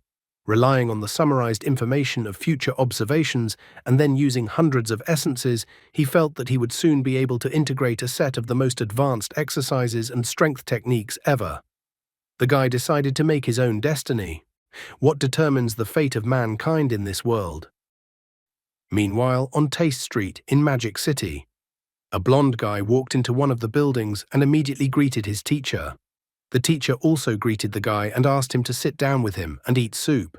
Lin Li showed the teacher a bag of water that contained the goldfish that the teacher had asked him to bring. The teacher was even surprised that the guy had brought such expensive goldfish. However, Lin Li believed that as long as the teacher could help him with his cultivation, then money didn't matter. The teacher cheerfully remarked that cultivating a gold pill was not an easy task. He even complained that his years would soon come to an end, so there was too little time left. However, the teacher felt that he would be able to help the lad. Plus, he promised that after absorbing the pill, the guy would become incredibly strong. Lin Li immediately stood up. He was so happy that he couldn't hide his emotions. His teacher, on the other hand, advised him not to worry so much and behave with more restraint. He reprimanded his student for such behavior, noting that now he was not surprised that the guy could not cross the threshold of QI purification for a long time, thinking that the guy was still too far away from perfection. Lin Li began to apologize to the teacher again. He asked the guy to practice meditation for 3 days, and only then could the guy go back to him again. The teacher didn't understand why the guy went to pay the bill. However, Lin Li still wanted to pay it. The teacher even started reminding the guy that he had told him many times that he didn't want anything from the guy. Besides, the teacher thought that the guy would not be able to earn money for the pill because of such behaviors. Lin Li had known the teacher for about a month, but except for buying fish and some medicine, he hadn't asked Lin Li for anything else financially. The blonde guy realized that he didn't have to please the teacher, but he still wanted to help the teacher at least this way. The guy thought the teacher was cool. After all, the teacher was helping him to advance his cultivation. In the end, Lin Li decided to leave and go back to meditating. Suddenly, 3 pumped-up men with scars on their faces entered the restaurant. They happily noted that they had finally found the old man. The main one of the 3 men told the old man to return the money immediately. However, the old man showed no reaction. He even reminded Li Quan that he had kicked the boss's ass last time. Li Quan was not in the mood for jokes, and he told the old man to immediately give back the 100,000 yuan that belonged to the boss. The teacher nevertheless cheekily stated that he had indeed taken the money, but he had already given it to charity. Li Quan realized that the old man was not going to give the money back nicely, so he decided to beat the money out of the old man. The old man only laughed, calling Li Quan and the others idiots. He hugged his disciple, telling him that today he would show him what true anger looked like. The old man told the guy to watch as the people in front of him would get what they deserved. The old man then pushed the guy forward, telling him to attack the men. Lin Li, after such a rousing speech from the teacher, even got brave and lunged at the men with his fists. However, Lin Li was instantly punished for such a reckless attack as Li Quan mercilessly beat him up. Lifting the guy by the scruff of the neck with one hand, Li Quan stared at him, not understanding what it all meant. The others managed to notice that the old man had escaped. They even started complaining that the blonde man was to blame for the old man's escape. This kind of information pissed Li Quan off, and he threw the blonde man into the wall with force. Only now did Lin Li realize that the old man had deceived him, that the golden pill and purification. It was all a deception on the old man's part. He self-deprecatingly remarked that it was his own fault for believing in all those fairy tales. The guy just wanted to be something special. The blonde revisited the old man's personality again, noting that the old man turned out to be a good actor. After all, he even treated the guy at the cafe, even though the guy himself had spent a lot of money on cultivation materials. Lin Li felt no self-pity, blaming himself for falling for the old man's entreaties and therefore getting what he deserved. Grabbing the guy by the hair, Li Quan asked the guy if he was the old man's disciple. Lin Li admitted that he too had been tricked and that he didn't know anything. However, this answer did not satisfy Li Quan, and he told the guy not to lie to him. Lin Li continued to insist that he didn't know anything. Li Quan decided to take a different course of action. He was going to film the beaten guy to post the video on the internet, wanting to embarrass the guy. Lin Li realized that all the trouble was because of 100,000 yuan. The blonde guy said that he didn't have that much money with him, so he could write a receipt. The most important thing for him was to get out of this place alive. Li Quan was finally pleased, as he was happy to see such an intelligent person, and then told someone to bring a pen and paper. Suddenly the guy got a call on his cell phone. He even asked if he could answer the call. Li Quan let the guy answer the call but told him not to pull any tricks. Once the blonde guy answered the call and said hello, the stranger told the guy not to ask who he was. The stranger informed the guy that the restaurant's power would be shut off in 20 seconds, so the stranger asked the guy to run away during that time. The stranger also asked the guy to leave his wallet behind, as the guy would get his wallet back later. Lin Li was surprised and didn't understand what was even going on. The poor guy is seriously ill, and the crook is also scamming him by profiting from his grief. What will Lin Li's acquaintance with Huang Ji lead to? The stranger told the blonde man to end the call in 3 seconds, pretending it would be a commercial call. The stranger immediately started counting down from 3 to 1. The guy started to improvise as if the call had been interrupted. Li Quan asked him who was calling him. Lin Li turned on all his acting skills, saying that the insurance agents called, but for some reason they dropped the call. Li Quan's patience was running out, so sitting down on a chair, he told the guy to write a receipt. Taking a pen and notepad, Lin Li continued his internal countdown to the event he needed.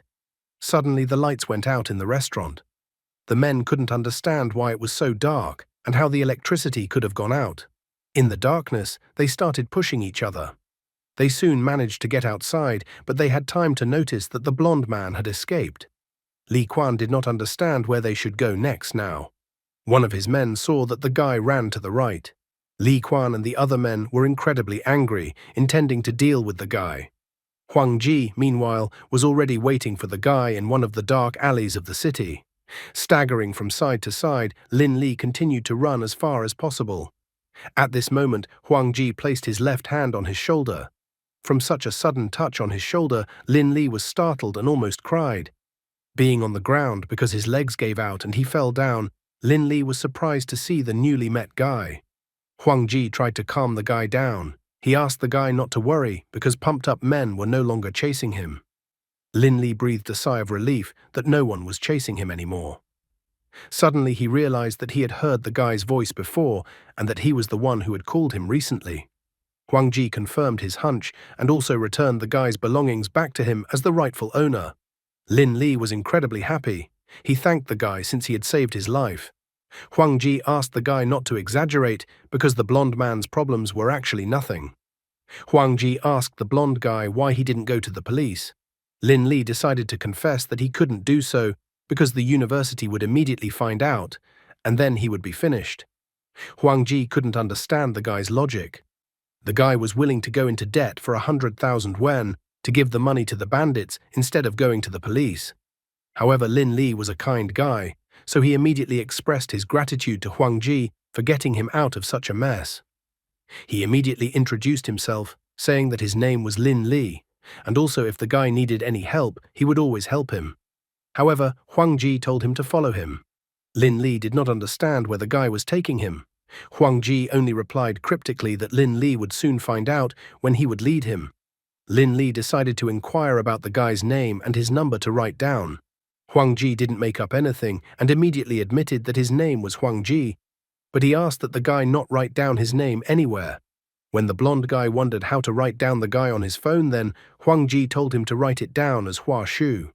Only now Lin Li asked the guy how he knew his phone number. Huang Ji decided not to reveal all his cards yet, so he explained that the guy had called him an ambulance in the afternoon, so he asked for his phone number at the hospital. Looking at Huang Ji's back, Lin Li noticed that the guy's gait and footsteps were somehow special. There was some rhythm in them that he couldn't fully realize and describe. The blonde man could feel how gracefully and elegantly the guy in front of him moved. He made the far-reaching assumption that perhaps now he had finally met a true master. Rubbing his nose with his left hand, he continued to admire the guy's interesting footsteps. Huang Ji, who could read the thoughts of others, was slightly surprised at how keen the blonde man's eye was, as he was able to notice the features of his new technique. The Universal Inner Sutra is a set of techniques that he developed today. The set of techniques consists of 3 sets of exercises. The first set is breathing and body movements that can be practiced while walking. The abdomen moves in time with the steps, which regulates the breath. Special points of effort harmonize the work of internal organs. With proper practice, it prolongs life. On the way to the appointed place, Huang Ji practiced for an hour and felt that his life was prolonged by 5 hours. He realized that it was not always possible to achieve such a result, because everything depended on the exact execution. But even so, in terms of prolonging life, it was already enough. The second complex coordinates the work of all body systems and hormones, as well as removes toxins and toxins. The second complex of exercises allows him to effectively train his body, and thanks to the precise control of his internal organs, he will be able to quickly remove any poison from his body unless the poison kills instantly. The third complex increases sensitivity to biocurrents, improves nervous system response and sensory acuity. Pain occurs when the body receives irritation, sends biocurrents to the brain, and the brain, in turn, affects neurotransmitters, increases the concentration of certain hormones, which causes various sensations understandable to the human consciousness. From this theory, it followed that people with low sensitivity to biocurrents are prone to neurasthenia, numbness, lethargy. Conversely, people with high sensitivity have high reactions and sharp senses. According to the guy's calculations, if he practiced all 3 sets of exercises for 8,000 hours, he would be able to freely control the biocurrents in his body and achieve 100% efficiency, like a perpetual motion machine. However, he felt that it was still not enough. Huang Ji thought that achieving perfection in the matter was incredibly difficult. Even though he was constantly adjusting his actions based on the information he received, his completion rate was only 13%, and that was in a calm environment. And with the slightest interference, he couldn't do anything at all. In addition, 8,000 hours was almost a year of continuous practice, and in reality it would take at least 2.5 years. He was extremely dissatisfied with this fact, because it was too slow. The guy decided to work on time efficiency later. After a while, Huang Ji informed Lin Li that they had finally arrived. Lin Li was surprised to see his master. Huang Ji told the old man to return the gold immediately. The old man was slightly surprised. Was the guy really addressing him? Lin Li ran up to the old man and grabbed him by the collar.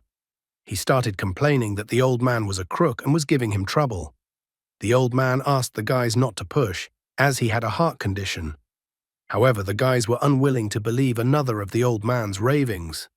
The old man called Huang Ji too harsh since he decided to stand up for the blonde man. The old man turned his attention to Huang Ji.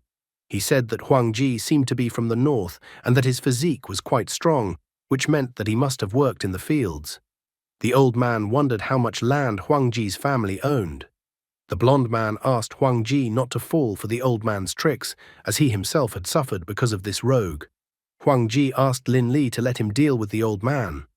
Huang Ji took a seat on a chair and stated that his family only had 20 acres of land. The old man was polite, thinking that the guy must have had a hard time without his parents. Huang Ji confessed that he missed his parents very much. Although they passed away early in life, he would always remember their faces. Lin Li was quick to notice that the old rogue had guessed everything about him so accurately as well. He first assumed that the old man had originally learned all the information about him, but now he saw that the old man knew the information about Huang Ji as well. Even though this was also the first time he was meeting him, he sadly remarked that it looked like the old man was about to swallow Huang Ji's information. The old man calmly gobbled down the food and noted that the guy seemed to love his family very much, but nevertheless he had good reasons for leaving his remaining relatives. Huang Ji confessed that he left home for the sake of studying. The old man understood that a person sometimes had to make sacrifices for his future. He immediately realized that even though the lad lacked education, his physical attributes could compensate for this deficiency. The old man asked the guy to practice, and then he could shut up all the malcontents around him. Blondie wondered what the old man would say about Huang Ji.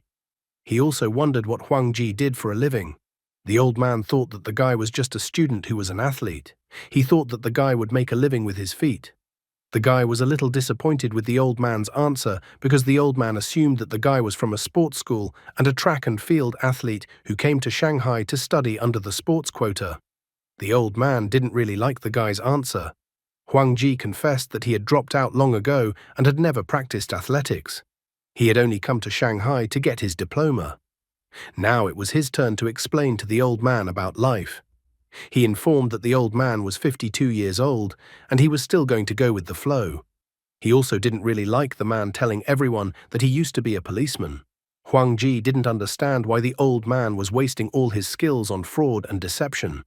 The old man didn't show any surprise. He stated that he had never been a policeman. However, the old man had messed with the wrong person. Huang Ji immediately pointed out to the old man that the old man probably didn't remember and was also afraid that his past would come out. The guy even stated that the old man must not have had a sweet time abroad since he decided to come back. He also hinted that the old man seems to have stolen something abroad and now powerful people are after him. The old man's hand shook at this moment. Huang Ji reminded the old man that he was in desperate need of money but was afraid of being discovered by people looking for him. The old man was wanted by people you'd better not mess with, so the old man even hid under a false name. The guy didn't understand why the old man started deceiving students. Besides, the old man had a son about the same age as Lin Li. At this moment, the old man could no longer contain his emotions. He inquired how the guy knew that he had a son.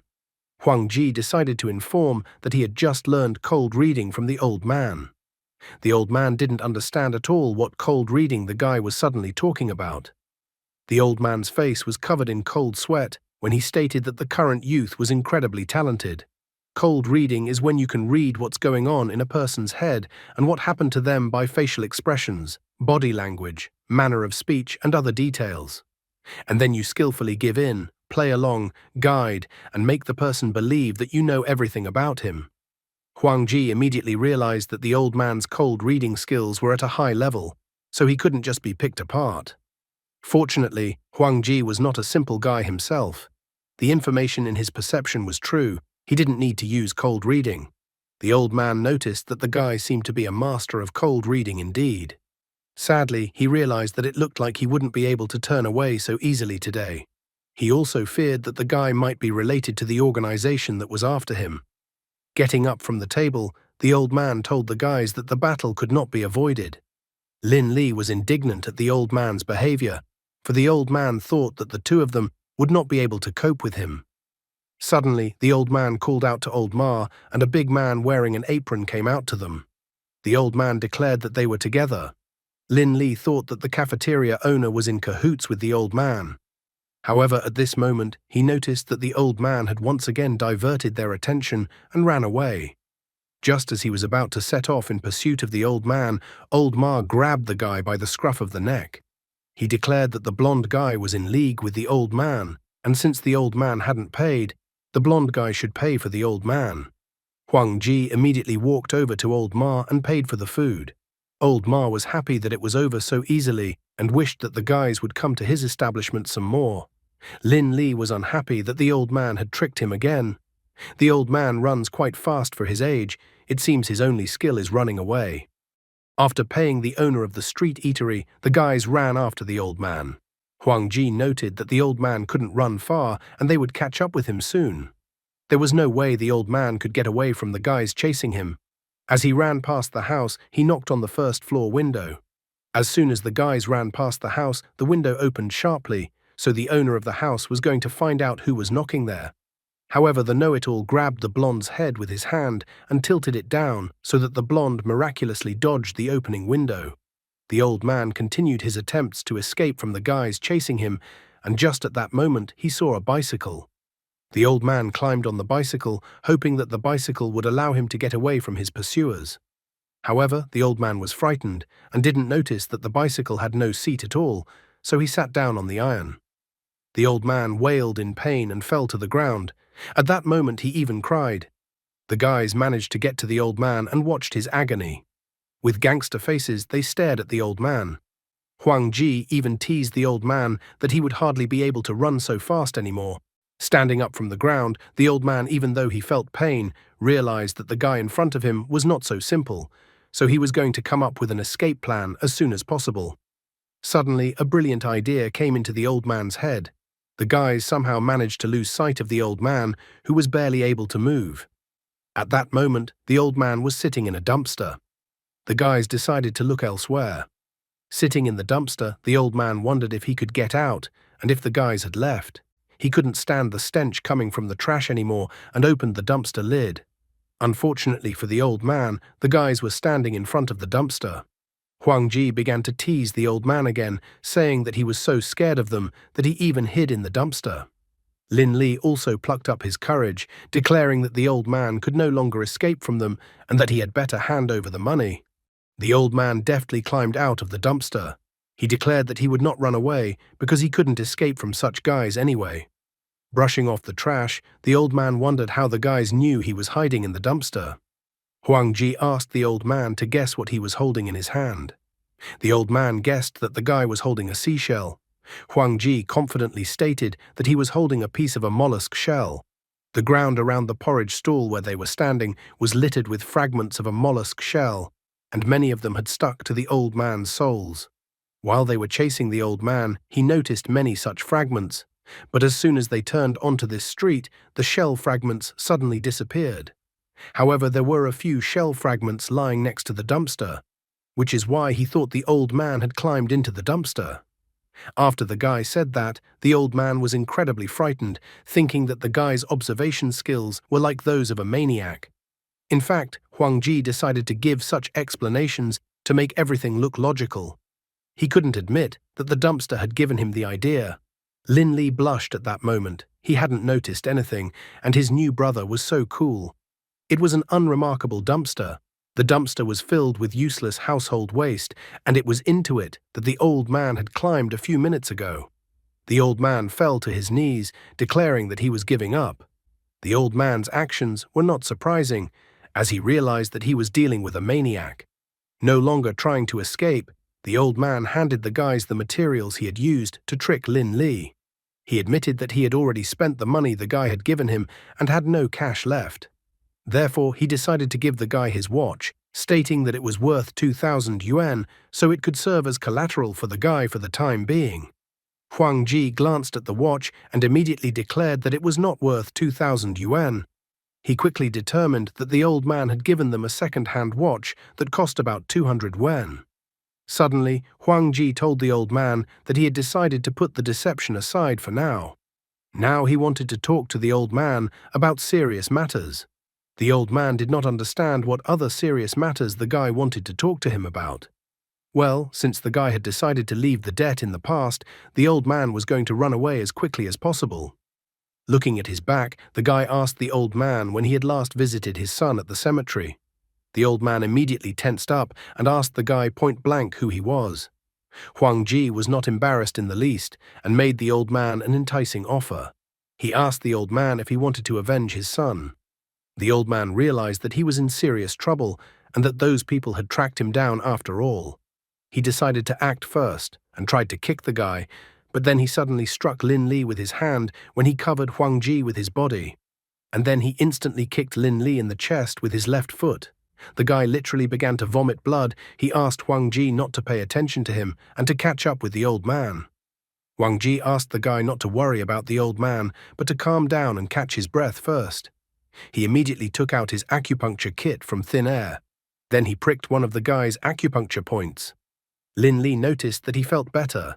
He was surprised that Huang Ji knew how to do acupuncture.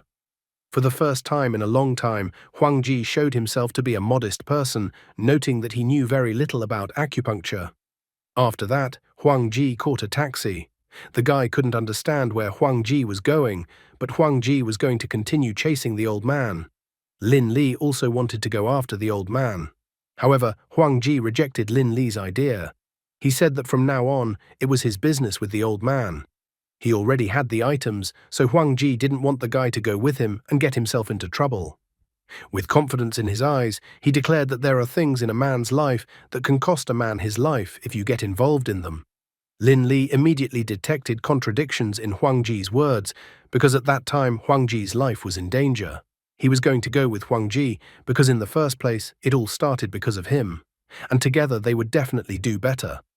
Surprisingly, Huang Ji did not try to persuade the guy to stay away and not go with him.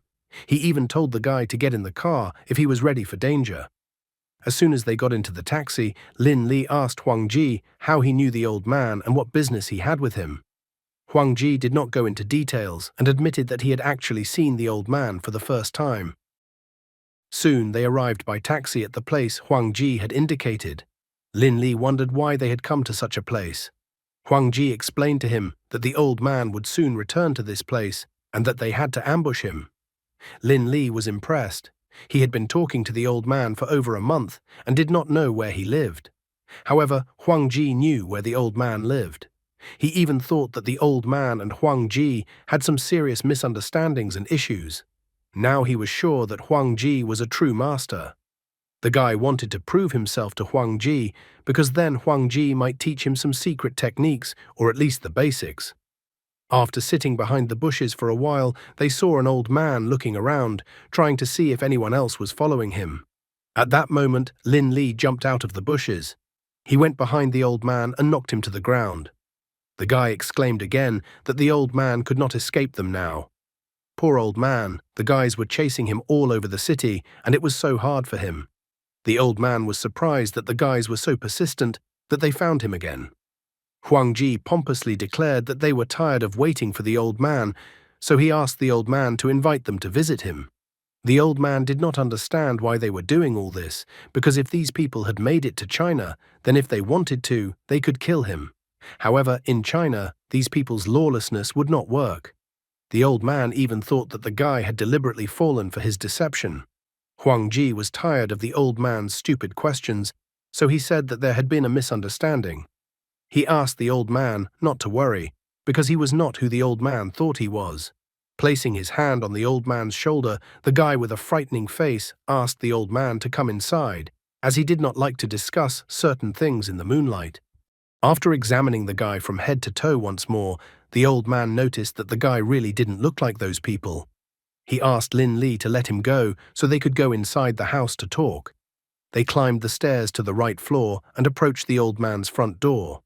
However, before the old man could open the front door of his apartment, the guy tugged on his jacket and asked him to wait. He found a suspicious fingerprint on the old man's front door. He then gestured for the others to keep quiet. He took the old man and Lin Li around the corner of the entryway, asking them to wait at that spot. Quietly slipping into the apartment, the guy grabbed the TV remote. Lin Li tried to ask what was going on here, but the guy covered his mouth with his hand, telling Lin Li to be quiet. After that, Huang Ji used the remote to turn on the TV. There was another drama on TV about relationships, betrayal, and stealing. Huang Ji asked the others to hide and keep quiet. The old man was scared at this moment. Suddenly, the door of one of the rooms opened and two men appeared from behind the door, masked masks covering the lower part of their faces. The old man was surprised to find that someone had actually ambushed him in his apartment. If the guy hadn't stopped him, he would be watching TV right now, unsuspecting.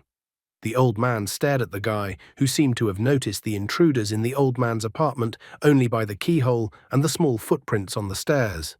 He remembered from their night chase that the guy was good at surveillance, but now the guy had exceeded his expectations. The killers rushed to attack the old man, who was supposed to be sitting on the couch watching TV. However, they suddenly discovered that there was no one on the couch. Huang Ji appeared behind them, and with one punch to the neck, he knocked out one of the assassins. The other assassin immediately noticed that his accomplice had been knocked out, so he rushed to attack the assailant. Huang Ji was so cool that he crouched down to tie the non-existent laces on his shoes, thus cleverly dodging the attack. And then he himself easily attacked the assassin with his finger on one of his acupuncture points. The assassin squealed in pain and gained distance from the guy. However, in an instant, Huang Ji caught up with him, and the assassin quickly started kissing the floor. Huang Ji began to twist the assassin's arm, causing the assassin to wail in pain. After his abuse of the assassin, the guy stabbed the assassin in the neck, after which the assassin lost consciousness. Lin Li was once again delighted by the guy. The old man was also surprised that such a young guy, and he was already a master. He noticed that an ordinary person wouldn't have been able to withstand even one blow. Now he realized that it was a good thing that he didn't show off. Otherwise, he would have been lying like those two grief-stricken assassins. Lin Li was delighted, immediately rushing over to the guy and trying to find out what techniques the guy used. He was especially interested in the technique where the guy pressed with one finger and the assassin choked to death. Huang Ji didn't hold anything back, informing the guy that it was a pressure release point in the chest. When you hit this point hard, all the air is pushed out of the lungs. Lin Li was impressed, as it was basically a finger pushing out air. Huang Ji pulled the mask off the face of one of the men. The old man was trying to find out from the guy what kind of assassins had come to his house. The guy didn't know much himself, but it was obvious that the assassins had come for the old man. Only now did the old man decide to inquire about who the guy even was and what he knew. Huang Ji decided to tell him that he knew a lot about his affairs, and that the old man's son, Wang Xiaofan, had told him everything. The old man's son invited him to join them, but the guy couldn't, and so he declined. He later found out about the old man's son, death, and had been looking for the old man all this time. It was a simple legend invented by Huang Ji. Huang Ji remarked that he was sorry that Wang Xiaofan had died. The old man was shaking just at the mention of his son's name. The old man clearly shouldn't have gotten involved in murky matters and put his son in danger. Lin Li was surprised that Huang Ji turned out to be acquainted with the old man's son. Huang Ji pointed out that it was a long story and also whispered that it was a made-up story. It was actually the first time the guy had seen the old man, so there was no way he could know the old man's son. He just used his ability and found out all this information just by looking at the old man. But for the old man, he picked the most believable version about the old man's son. Especially he knew that the old man's son couldn't tell him anything, since the old man's son had already died. The old man took the locket out of his pocket. He opened the locket and looked once again at the photo of his son, which was in the locket. Putting the locket back into his jacket pocket, he stated that Xiaofan's death was their fault, as they overestimated their strength. The old man believed that the guy didn't join their ranks, so he didn't understand why the guy regretted anything at all. Huang Ji decided to tell the old man that there are powerful alien civilizations hiding on the moon. The aliens are observing the Earth civilization and even keeping it with a kind of cage. The guy admitted that he did not understand why the alien civilizations had not yet conquered mankind, but he understood perfectly well that the intentions of the aliens were very unkind. He also shared with the old man that the aliens have raised a group of traitors to humanity on Earth, who act as agents of alien forces. They prevent humans from uniting and suppress the development of space technology. The guy also added that the traitors are smuggling for the aliens. The old man was surprised if Xiaofan had told the guy everything. Huang Ji only smiled after noticing the old man's reaction. He explained that the gang of henchmen consisted of the richest people in the world. They have a wide range of organizations under their command, such as banks and think tanks. The old man continued the speech, adding that under their command there are also transnational corporations, research institutes, foundations, and other network organizations. They secretly control more than 100 capitalist countries. According to the old man, their symbol is the all-seeing eye on the full moon, and their name is Moonlight Alliance. Huang Ji joined the conversation, noting that Moonlight Alliance has infiltrated many secret services of different countries and is hiding the existence of aliens from humans to make life easier for themselves. However, the guy believed that it was impossible to hide the truth forever. Among the countless enthusiastic ufologists who believe that aliens are around, found an elite group that joined together and created an organization that opposes Moonlight Alliance. This group is also known as the Kunlun Society.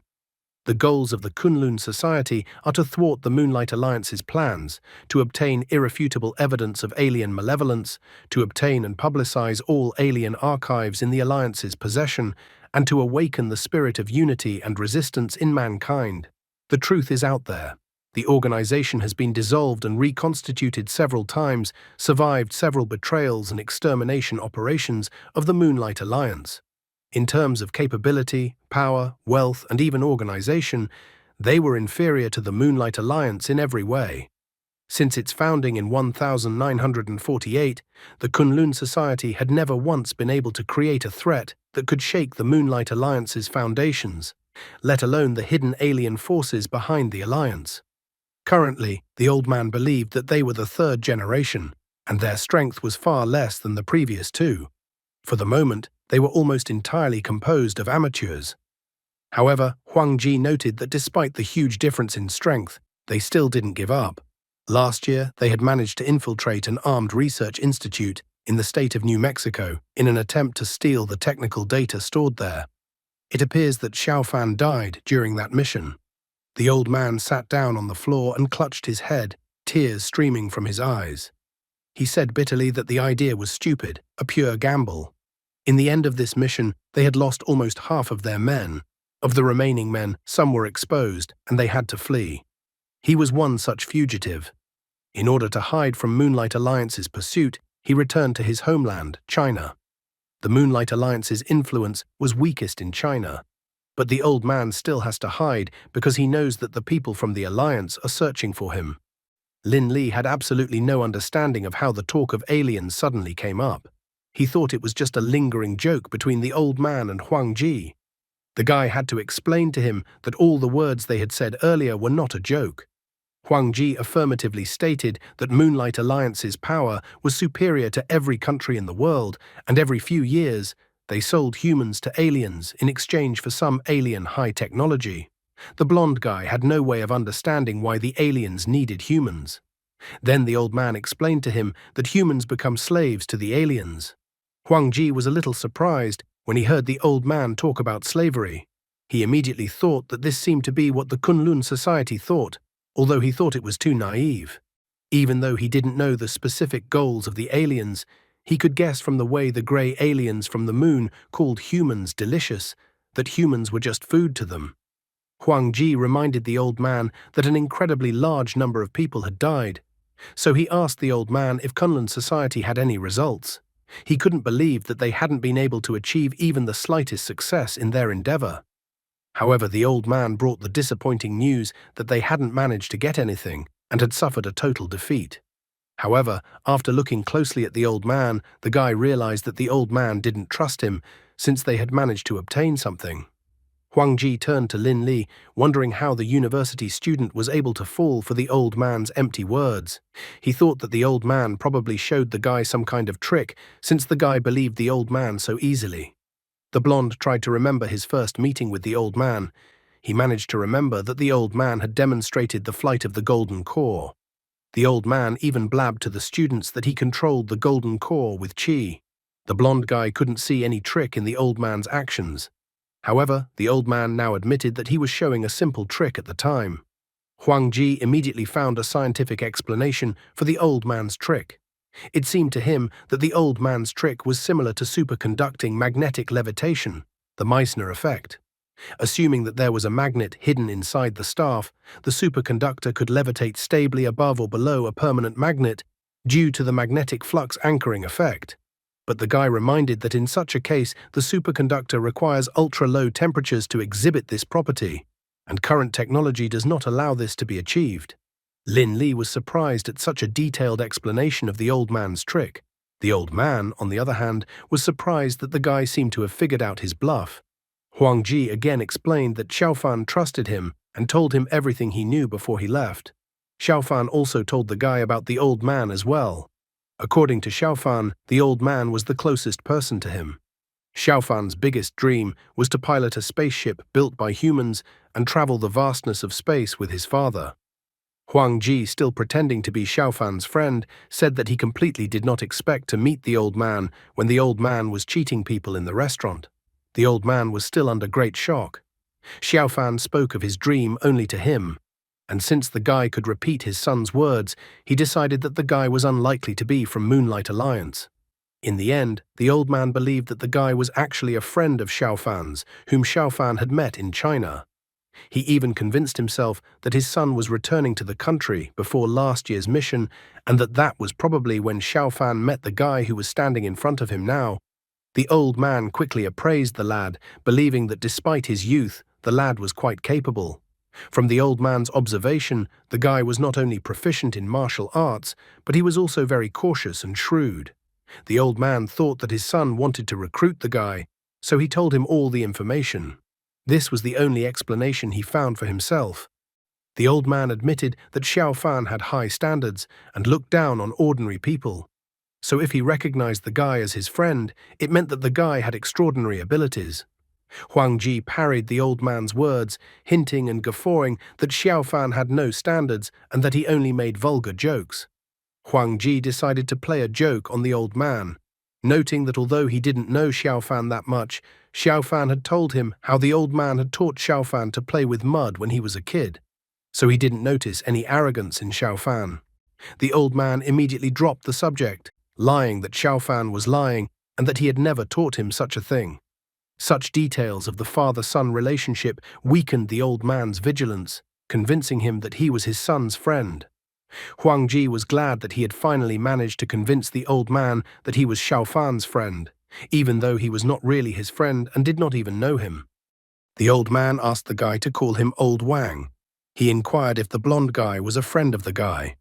Huang Ji admitted that they had just met today and that originally Lin Li was a stranger at all. In fact, the old man had actually dragged Lin Li into the matter. Only now was the old man surprised by Lin Li's presence. After all, the guy had said so many things in front of Lin Li, and it turned out that he and Lin Li had only met today. The old man looked at the blonde guy with an arrogant glance, noting that the guy was incredibly dumb as a pig and that he could hardly be related to his son in any way. Lin Li simply became furious after the old man's words, but Huang Ji calmed him down. He told the old man that Lin Li could be trusted. After all, he was a great judge of character and never made a mistake. Lin Li's face even blushed a little when the guy stood up for him in front of the old man and showed how he trusted him, even though they had just met today. The old man, on the contrary, thought that Lin Li was just an ordinary student, and that Lin Li would clearly not keep quiet. Furthermore, considering the ambush at his house, the old man was well aware that his location had already been revealed. So they needed to leave the house immediately. The old man explained that since the guy and Lin Li were just acquaintances, there was no need to drag Lin Li along. The blonde guy declared that there was no way he would blab. However, the old man could hardly take the word of some stranger he barely knew. Lin Li excitedly stated that he was actually fascinated by mystical and fantastic things and events, and that was why he had been waiting for such a supernatural moment in his life all this time. He thought that the information about aliens, Moonlight Alliance, Kunlun Society was incredibly cool. He had long been bored with his everyday life already, so he asked the old man to join them. However, the old man reminded the blonde guy that it wasn't just entertainment, but that people were dying while doing their occupation. Lin Li thundered that he was not afraid of danger. Huang Ji then intervened in their conversation, wondering if the guy was going to die anyway, if he could join them. His words caused Old Wang and Lin Li to be perplexed. Without explaining anything to them, Huang Ji asked the old man that since he was able to perform tricks with the golden core, it shouldn't be difficult for him to earn money. Besides, he thought that even if the old man wanted to make money by cheating someone, he could find someone richer. Therefore, he didn't understand why the old man only cheated small-time hooligans and students. He bluntly said that the old man showed in front of Lin Li Flight of the Golden Core. After this so-called trick, the guy would soon die. Therefore, Huang Ji asked if the old man would continue to insist that it was just a trick. Old Wang couldn't find the words to answer the guy standing in front of him. Would the old man give in under the pressure of a guy who could see right through the old man? At this moment, the old man's face covered with cold sweat, and he recognized that the guy was indeed smart. After that, he admitted that they had managed to steal something from the research institute. He knew that this fact would be revealed sooner or later, but he had no other choice as he urgently needed money. Huang Ji looked towards the blonde man and decided to tell him everything by slightly changing the essence of what was happening. He told the guy that when old man Wang knocked the guy down, he felt the guy's pulse and came to the conclusion that the guy had cancer. For Lin Li, this was too unexpected. Huang Ji then hugged the guy and then pressed a point on his body, asking if he was in pain. Lin Li immediately squealed that he was in pain. Huang Ji explained that the guy had a tumor in that spot. The guy couldn't believe it and fell to the floor as if he had lost all his strength. The old man was even more shocked as he didn't expect Huang Ji to know about medicine. It was hard for him to believe that the guy in front of him could do so many things, although he suddenly thought that if he poked his finger like this, it would hurt anyone. The old man grabbed Lin Li's hand and then pointed out that if Lin Li came back, he would most likely be killed too. So the old man still agreed that the guy could stay with them and help with their case. After struggling to stand on his feet, Lin Li promised that he would try his best. After that, Huang Ji put his hand on his shoulder encouragingly. Huang Ji explained to the guy that his tumor was small, so if the guy started proper and effective treatment, everything could still be fixed. Lin Li was happy to know that his life was safe. However, he still had some questions that he didn't know the answers to. He realized that the Moonlight Alliance they were talking about, although it looked imposing, was not that omnipotent. Therefore, he suggested that he try telling the government about the aliens so that he could use the power of the state to fight them. Huang Ji immediately rejected his idea, and the old man thought that the guy was definitely crazy for suggesting such an idea. Lin Li looked at them perplexedly. The old man patiently explained to him that they had no hard evidence. All their information about aliens came from the Moonlight Alliance, and that no one had ever seen a real alien. Also, although the Moonlight Alliance doesn't have much influence outside of the United States, its economic influence is global. If they recklessly disclose information about the aliens, not only will they not get support, but they will also bring about their imminent demise. Huang Ji recalled that the Kunlun Society had failed 3 times in history. Once they even promoted a congressman to the presidency in an attempt to expose the truth from the top down, but that president was assassinated 3 years after taking office. Sounds like he's talking about John Fitzgerald Kennedy. Kunlun Society then underwent a massive purge. The old man sighed, remembering the old days. He remembered that those 3 years had been the most glorious 3 years for Kunlun Society, but that time had only lasted 3 years. After that, the Moonlight Alliance was frantically pressuring Kunlun Society. So many members of the organization betrayed them to save their lives, and as a result, Kunlun Society's strength was drastically weakened. The old man sadly pointed out that after decades of reorganization, they were unable to fight Moonlight Alliance. They could only hide in the shadows and do minor mischief. After that, he raised his head and looked directly at the guy, repeating his last words while looking him in the eyes. However, Huang Ji only grinned, proclaiming that he had never believed in invincible opponents. He even declared that he refused to join them because he knew that they wouldn't succeed. The old man did not argue with him, but accepted the sad truth. He inquired about what the guy really wanted. Huang Ji pointed out that they had a common goal, but before deciding whether to join Kunlun Society, he would like to see the level of the other Kunlun Society members. At this point, he could only provide funding and a little help to the Kunlun Society. When the old man heard about the financing, he was happy about it. He asked if the guy could give him 50,000, because he had a brother in Langdon who didn't have enough money to buy a boat for illegal immigration. The old man thought that the more money, the better.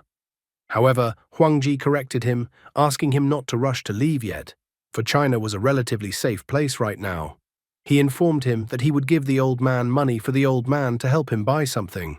The old man didn't believe in the current safety for him in that place. He pointed out to the guy that his house had already been broken into by assassins. Huang Ji then pointed out that it was unlikely to be people sent by Moonlight Alliance. The old man took another look at the assassins who had infiltrated his house and agreed with the guy's opinion. The old man walked over to one of the assassins, grabbed him by the collar, and started shaking him, trying to wake up the assassin. When the assassin regained consciousness, they sat down next to him and with a good-natured look, asked him to tell them who had sent him. The assassin gave up pretty quickly and squealed that he would tell all. They were soon able to find out that the one who sent the assassins was not the Moonlight Alliance. Huang Ji revealed that someone had paid the local gang leader Zhang Junwei 1 million to find the old man. However, Zhang Junwei thought that if he caught the old man himself, he would get even more money, so Zhang Junwei decided to act early. The old man even cheered up because he had to thank Zhang Junwei for being so greedy as to not let Moonlight Alliance know the old man's whereabouts first. Huang Ji approached the assassins, causing one of the assassins to squeal, not realizing what the guy was going to do. Suddenly, the assassins heard that he had given them acupuncture castration. Hearing this, the assassins were shocked.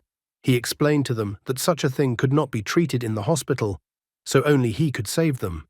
The assassins immediately fell face down on the floor, begging the guy to spare them. They were willing to do anything he asked them to do, even calling him the new boss of the neighborhood. However, the guy assured them that they were mistaken and that he wasn't the new boss of this neighborhood.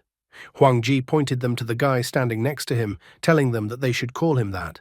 Lin Li didn't understand why they chose him for this case. After that, they arrived at the warehouse that was the assassin's base. As soon as the assassin approached the people standing near the warehouse, they asked him why he had been gone so long and where the others were. The assassin tried to explain that the old man had come back late and that everyone was already in the car. One of the men asked why the assassin had a woman's voice. The assassin instinctively covered his reproductive organ with his hands, assuring the man that he had only imagined it. They then got out of the car.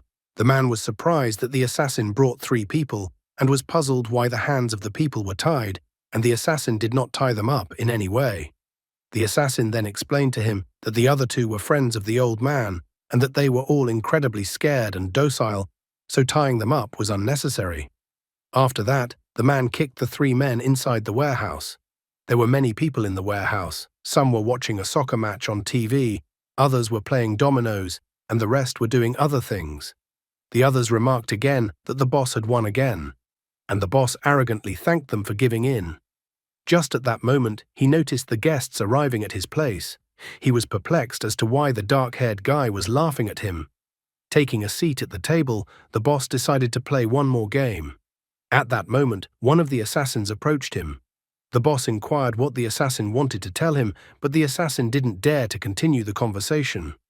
At that moment, an old man entered the conversation. He inquired if the man was the boss here. Zhang Junwei confirmed that he was the boss and that there was a reward of 1 million for the old man. However, the old man pointed out to the boss that 1 million was somehow small and that he was actually worth at least 10 million. At that moment, the boss asked the old man not to talk his teeth. He wondered why the old man was being hunted. The old man admitted that he had stolen something, so there was a hunt for his head. The boss became curious about what the old man had stolen. He thought that if they were willing to pay 1 million just for a tip on the old man, then most likely the stolen item must be worth more than 1 million. The man even began to dream about how he would take the stolen item for himself. However, the old man asked if the boss was sure that he could talk here, because it would be better for their conversation to be face-to-face. The boss was against such an initiative of the old man, telling the old man to tell everything here. Besides, he told the old man to stop showing tricks and finally tell everything. The guy realized that the boss was too cunning and he wouldn't be able to get a chance to knock him out alone. Therefore, he decided to proceed with a different plan. Huang Ji stepped forward, announcing to the boss that some things were better not to ask, because when you find out, you might be finished. The old man thought that the guy had thought things out intelligently. When they were still at the old man's house, while Lin Li was talking to the assassins, the old man and the guy were talking amongst themselves. The old man was slightly surprised that the guy's plan was for them to pretend to be caught and then infiltrate the boss's lair to knock out the boss. Huang Ji thought this was the best option to prevent the boss from passing on the information about the old man further. The old man stated that once he found the moment, he would take out the boss with a couple of blows. Lin Li couldn't understand what the old man was saying. The old man grabbed him with both hands and then easily lifted him above him. He reminded them that when he was a policeman, he had caught not a few bandits. Even the assassins were shocked to see the old man like this. Huang Ji thought that someone who dared to not disclose information and act on their own must be greedy. Therefore, if they gave the boss the bait, the plan should work. However, the greedier a person is, the more cautious they are as well. Therefore, Huang Ji felt that if the boss didn't take their bait, then he would intervene. Presently, the boss was furious, for some fellow had taken it upon himself to frighten him. The old man thought that now all hope was on the guy. The boss grabbed a nearby bottle and rushed towards the guy. He shouted that the guy was definitely finished and that the guy wouldn't be able to handle him. Huang Ji deftly dodged the bottle kick from the boss's side. The boss got into a fighting stance as the guy went on the attack. He even laughed slightly at the guy as he blocked his hand with his giant palm, thinking that the guy was only trying to sneak attack him. The boss thought that the guy didn't stand a chance, but at that moment the guy struck him with his other hand. He was originally going to attack the boss's weak points, the lower back and the nerve knot. The boss couldn't understand how the guy suddenly changed his fighting technique. Meanwhile, Huang Ji was like a seer, working according to a pre-predicted scheme.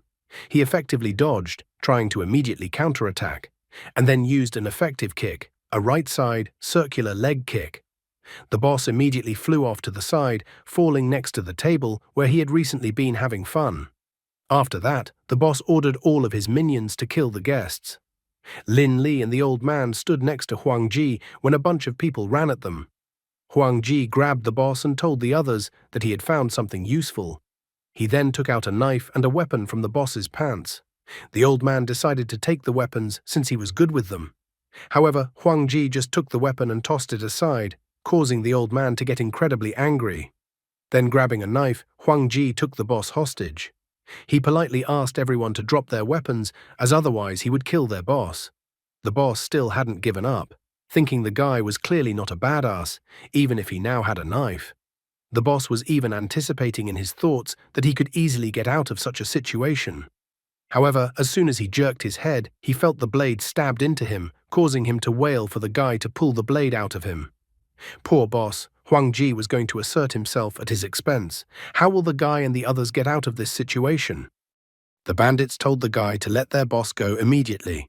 However, Huang Ji was not going to give up and told the boss to tell his subordinates to keep quiet. The boss was immediately startled and told his subordinates to shut up immediately. Huang Ji pointed out that even though the cut looked scary, it didn't actually hit the boss's vital points, only the skin, so it was only a superficial wound. He assumed that the boss now thought that he was some kind of ruthless demon who kills without blinking an eye, so the boss wouldn't dare to take any action against Huang Ji now. After that, the guy told the boss to hand him the phone. In a shaky voice, the boss was fine with the guy taking his phone, but asked the guy not to shake his hands violently. Once Huang Ji took the boss's phone, he easily unlocked it, which greatly surprised the boss because he didn't understand how the guy knew his password. Huang Ji, meanwhile, paid no attention to him, checking the call history of the last week on phone. At this moment, he was leafing through the boss's contacts on phone. Sister Zhang, Lin Xiaomei, 666, Sun Erwa, Night Beer. While someone else would have overlooked this contact, such trivialities could not escape the guy's attention, and he realized that the contact signed as 666 was the one who was an employee of Moonlight Alliance. At that moment, one of the subordinates grabbed a weapon and told no one to move. The boss only now remembered that the guy had originally thrown the weapon away. So now the situation was about to change in favor of the boss. The boss immediately told the guy to immediately let him go. Huang Ji, on the other hand, did not react in any way to the boss or the boss's subordinate. The boss told the subordinates to immediately shoot the guests if the guy dared to harm him. He didn't believe Guy wouldn't be scared after such actions from the boss. The subordinate agreed with him, However, the assassin standing next to him didn't understand why the subordinate agreed with the boss's words and didn't think of a way to get the boss out of such a mess. The subordinate only admitted that he knew it all, but it was an order from the boss. The boss, seeing the strange actions of his subordinate, was incredibly scared, realizing that the subordinate just wants to eliminate him. So he told the subordinate to stop. At that moment, the subordinate shot his boss. However, he didn't understand why nothing happened, and the boss was still alive. The boss was furious that his henchman dared to shoot him. The henchman immediately tried to get out of the situation, claiming that he just missed. Lin Li bent down and picked up the bullet and was immediately surprised, for they were plastic bullets, which meant a toy gun had been used.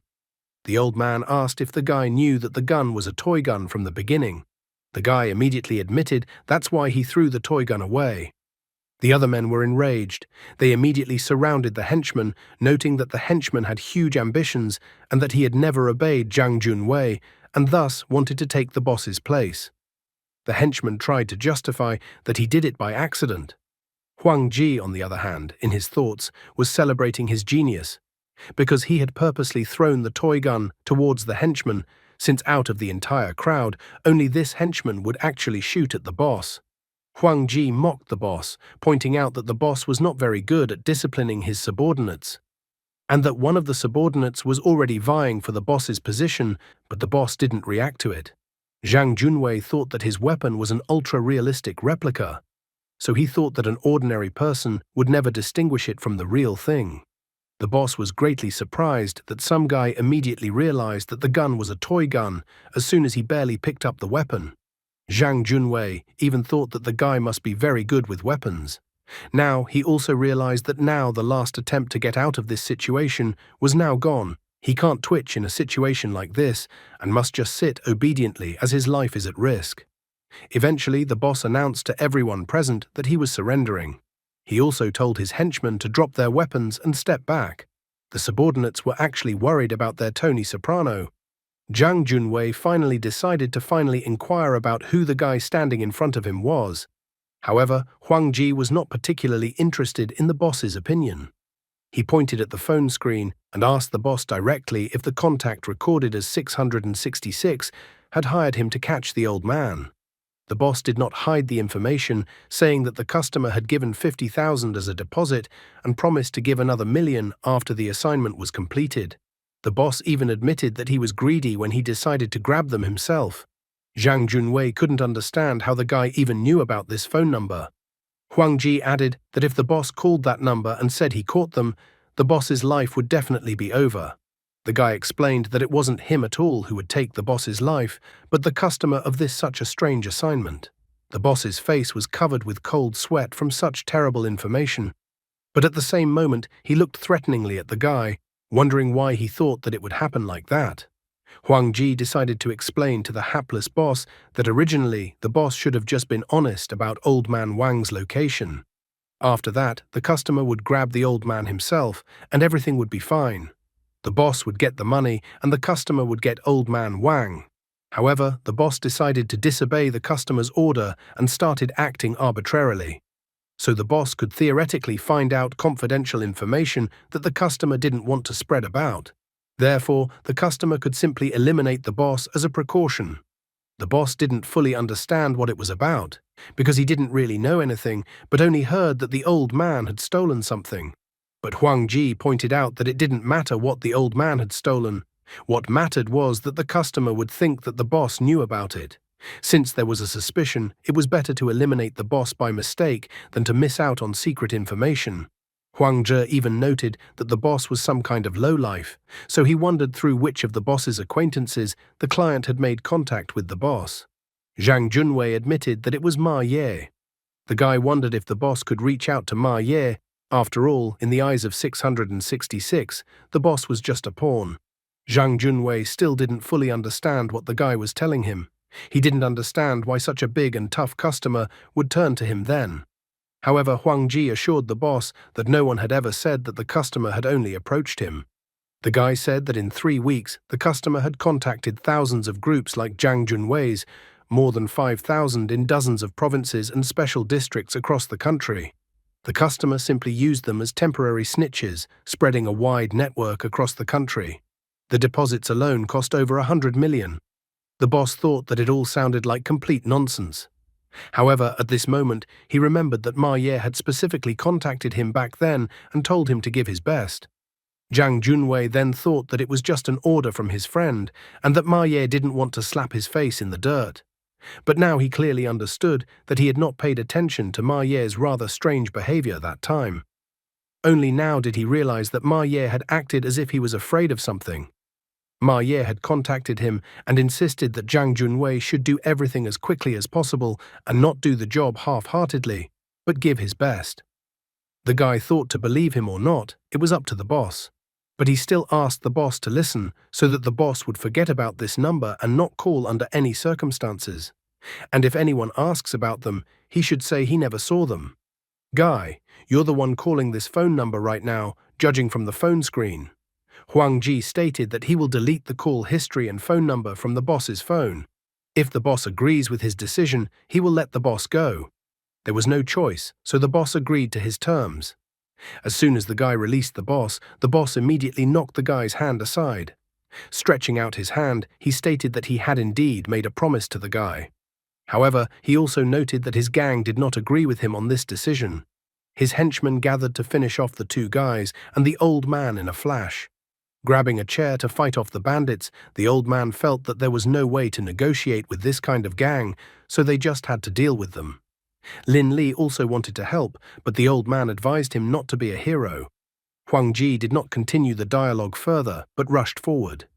The bandits were amazed that the guy himself rushed towards them. The boss thought that the guy was getting himself into trouble, so he told his henchmen to punish the guy for such insolence. However, none of the bandits did not suspect that the guy does not play fair and anticipates every move of his opponents. He deftly dodged all the attacks of the bandits, light blows counterattacked, and knocked them out. The bandits were shocked at how the guy dodged so skillfully. One of the bandits told the others not to stand and catch the guy, but the other bandit said with a smile that they should calm down because he had locked the door and the guy would not be able to escape. At this moment they noticed that the guy wasn't running towards the door at all. Huang Ji ran over to the electricity panel and pulled the switch down. In the same instant, the room went dark.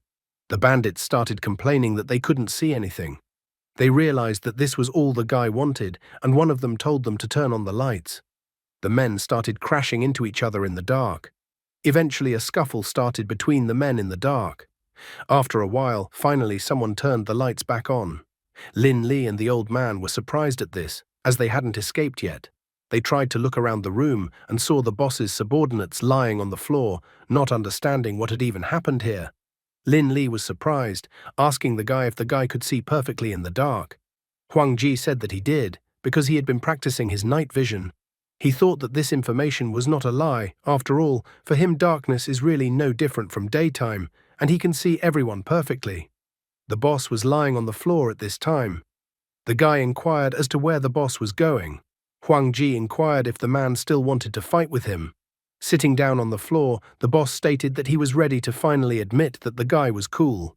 He informed that he didn't need the money anymore, so he decided that they could just pretend that they never met the old man.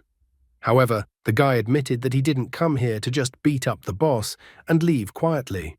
The boss already didn't understand at all what the guy wanted from him in the first place. It finally came to Zhang Junwei's attention that the guy had finally decided that he wanted to become his boss. The man was outraged after all. If a guy could fight, it didn't mean he would become the boss. However, Huang Ji had some trump cards up his sleeve. He approached the boss and whispered that if the boss didn't obey him, then everyone else in the boss's team would find out that their boss liked to dress up in women's clothes.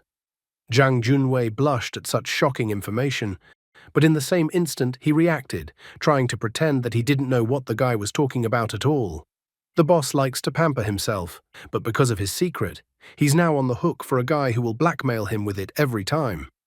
Despite Zhang Junwei's best attempts to justify himself, the guy clearly indicated that he knew about his weakness. He also reminded the man that he probably should have still had the photos. Zhang Junwei continued to undertake, his face getting redder and redder with shame. He told the guy to cut the crap and get out of here. The man even promised that he wouldn't say a word to anyone about seeing them. He also decided for the guy to collect the advance payment paid from the customer as an apology for the misunderstanding. Huang Ji already felt the man was in his power. As if he himself didn't know before, he happily remarked that it seemed the man had these photos after all. As if he knew nothing at all, he began to speculate aloud where the man might have kept such secret photos. A smile suddenly appeared on his face as he stated that such important things the man probably carried right with him, so he couldn't wait to look at the man's photos right now. He abruptly touched Zhang Junwei, informing him that the photos were here. The boss was incredibly angry, stating that he would beat the guy up right now. However, grabbing the boss by the belt and dodging, the guy pulled the belt off the boss as he stumbled back and started to fall. At the sight of the belt, the guy pretended as if he had learned about it by accident and was so demonstratively pleased that he had found what he was looking for. After that, he pulled a flash drive out of the belt plaque, and then inserted the flash drive into his phone, which scared the boss incredibly. While the guy was smirking at the pictures on the phone, Zhang Junwei pitifully begged the guy to give him the phone back. The boss's subordinate was in complete shock that his boss was kneeling in front of some guy like some kind of dog. Old man Wang was extremely curious to know what kind of secret the boss had stored on the flash drive that the boss was so humiliated in front of the guy. Lin Li even naively suggested that maybe there was some evidence on there that the boss had killed someone. The guy abruptly told the boss to stop. He inquired about what the boss thought of him. The guy stated that he was saving the boss's life. Zhang Junwei, with his face covered in cold sweat, completely didn't understand what the guy was telling him now. Huang Ji then showed him his phone screen, informing him that he had seen his correspondence with his mother. He also pointed out that he knows how Zhang Junwei cares for his mother and that he likes people like that, so he would never threaten Zhang Junwei's family. However, the guy reminded that other people would threaten her. Grabbing the boss by the collar of his tank top, the guy told him to think about his mother. He also asked the boss to think about his gang and think about himself, because they were all in great danger right now. Huang Ji announced that he was repeating for the last time that if Zhang Junwei believed him and listened to him, he would be able to survive. It was as if the guy had completely forgotten what Zhang Junwei was doing with his gang: robbery, extortion, racketeering, murder, and so on. After that, he let go of Zhang Junwei and he fell to the floor. With a frown, he declared that he understood everything. His face became even more covered in cold sweat as he stated that he would listen to the guy. Old man Wang had no way of understanding why someone as proud and stubborn as Zhang Junwei had given up so quickly, even though he had continued to fight them for so long before. Lin Li was also greatly surprised that he preferred to think that Huang Ji was just a master, so he had done something that they were unable to do. Zhang Junwei seriously began to ponder over the guy's actions. He felt that the guy was not only incredibly agile, but also shrewd and acted ruthlessly. In addition, the guy seemed to be proficient with weapons, so the boss felt that the guy was definitely not an ordinary person. In addition, he felt that the guy was emanating an incredibly powerful aura that even he, an experienced fighter, was forced to moderate his was. Previously, he had only sensed this kind of aura emanating from a person from Ma and the likes of him.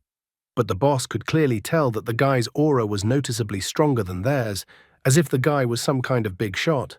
Finally getting up from the floor, Zhang Junwei declared to his subordinates that from now on, the guy would be his boss, and also their boss too. And whoever disagreed with this statement, let them try to defeat the new boss, and then Zhang Junwei would call the winner the boss. His subordinates were completely shocked, because they didn't even know the name of the guy who suddenly became their boss. Smiling, the guy announced that his name was Hua Shu, and then asked everyone to work for him, and that they would not regret making such a choice. The guy stated that he would be very busy for a while, so while he was away, he would be introduced by the blonde guy who was with him today.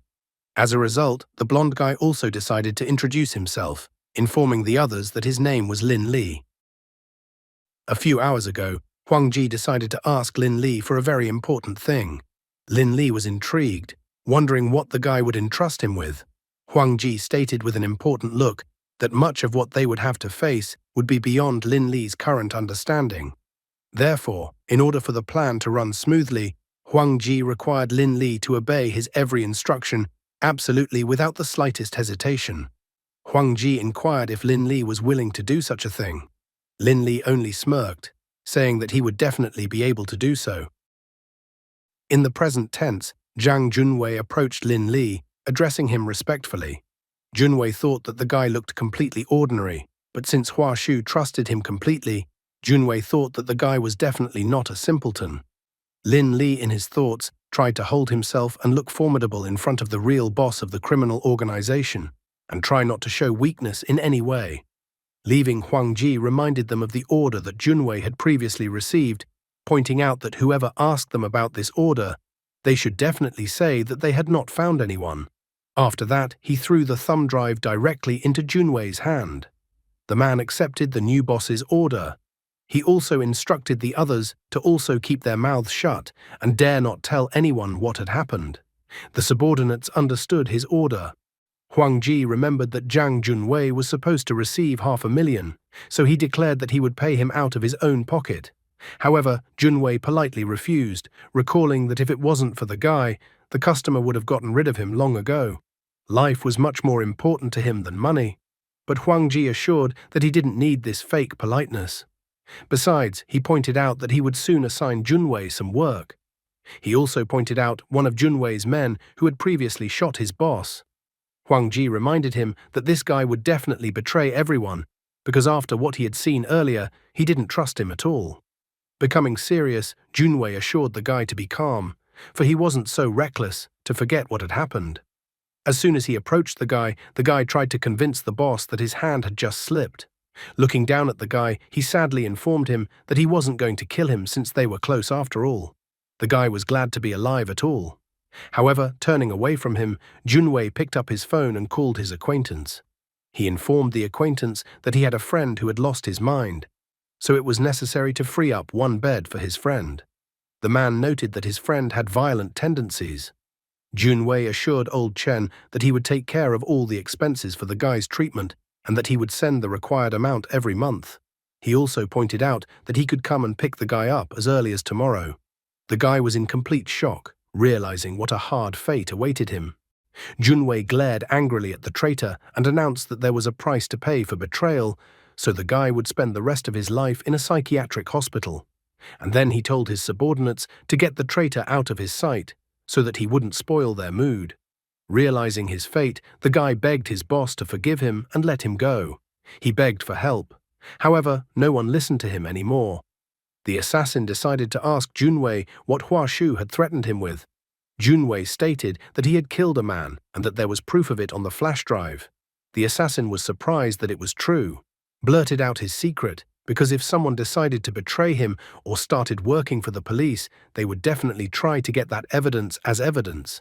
And what will be their surprise when they find there are pictures of him in very interesting clothes?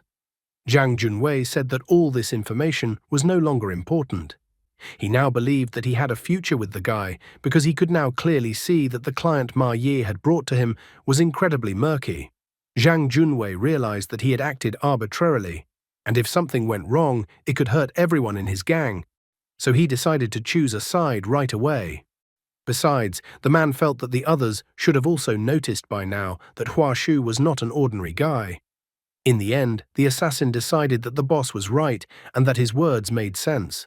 Especially the assassin himself understood it perfectly well, knowing that his life was in the guy's hands.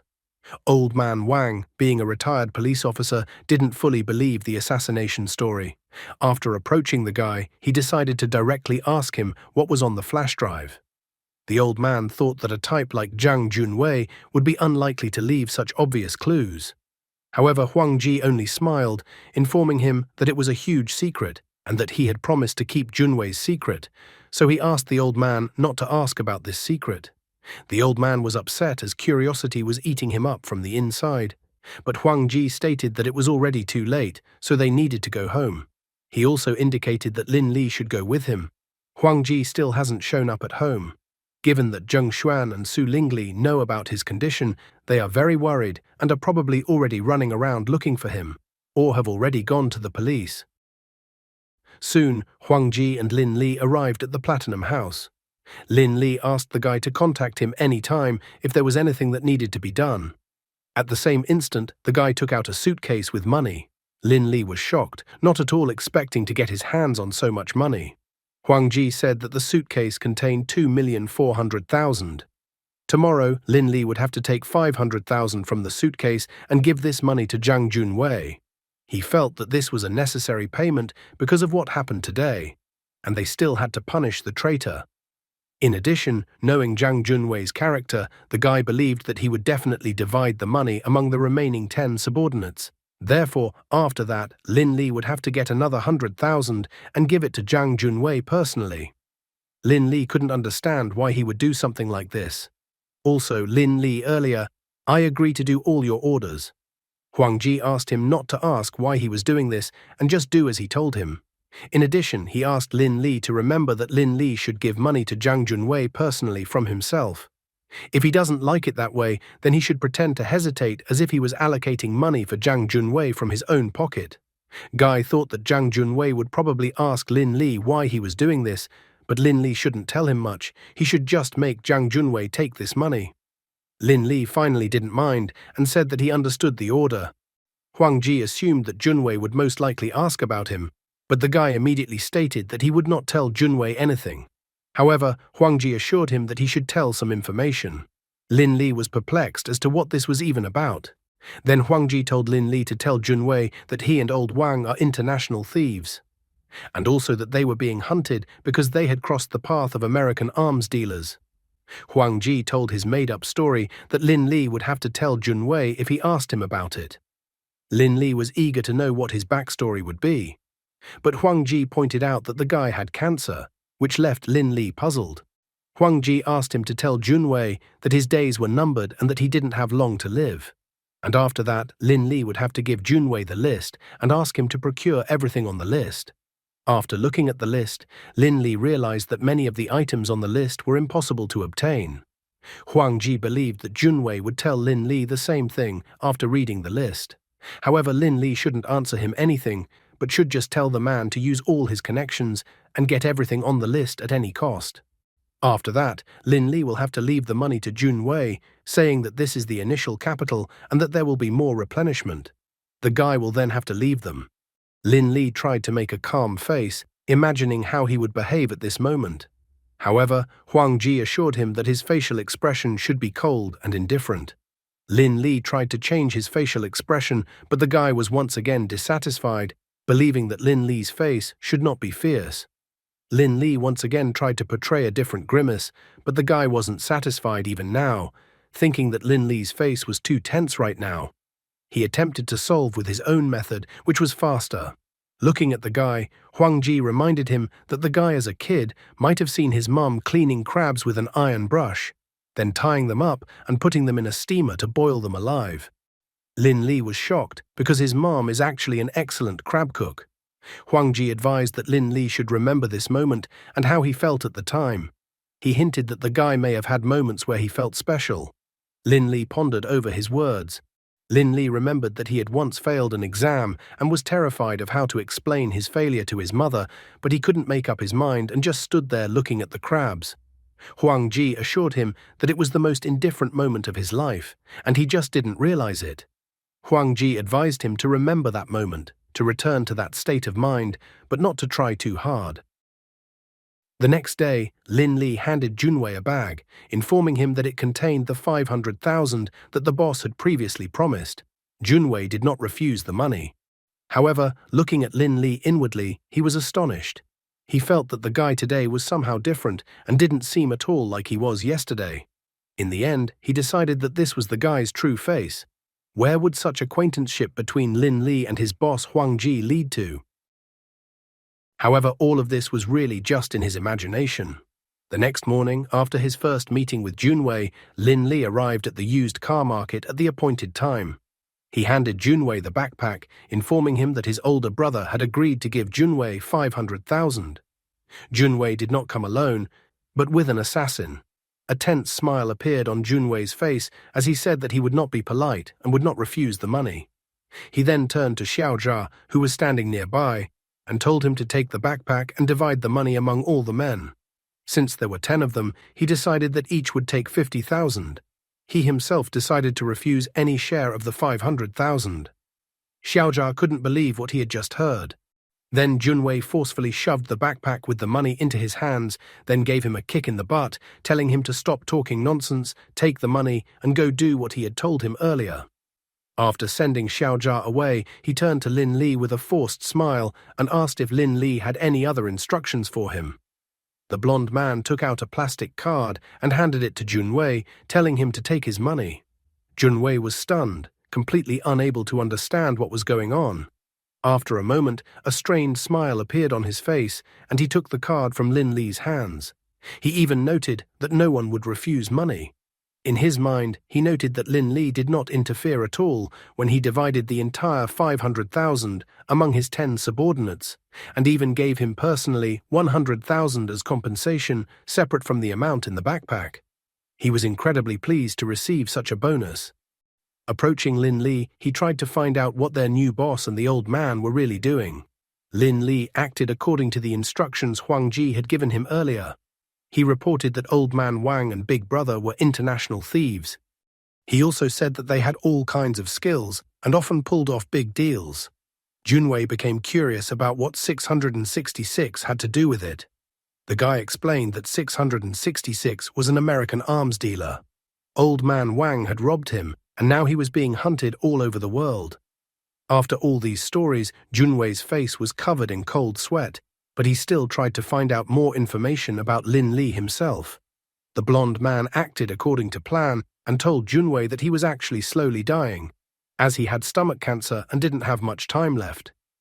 Junwei's face broke out in a cold sweat even more when he noticed that Brother Li was doing great things. To himself, he noted that Lin Li was a real desperado. Lin Li tried to maintain the composure and manners he had so desperately learned yesterday.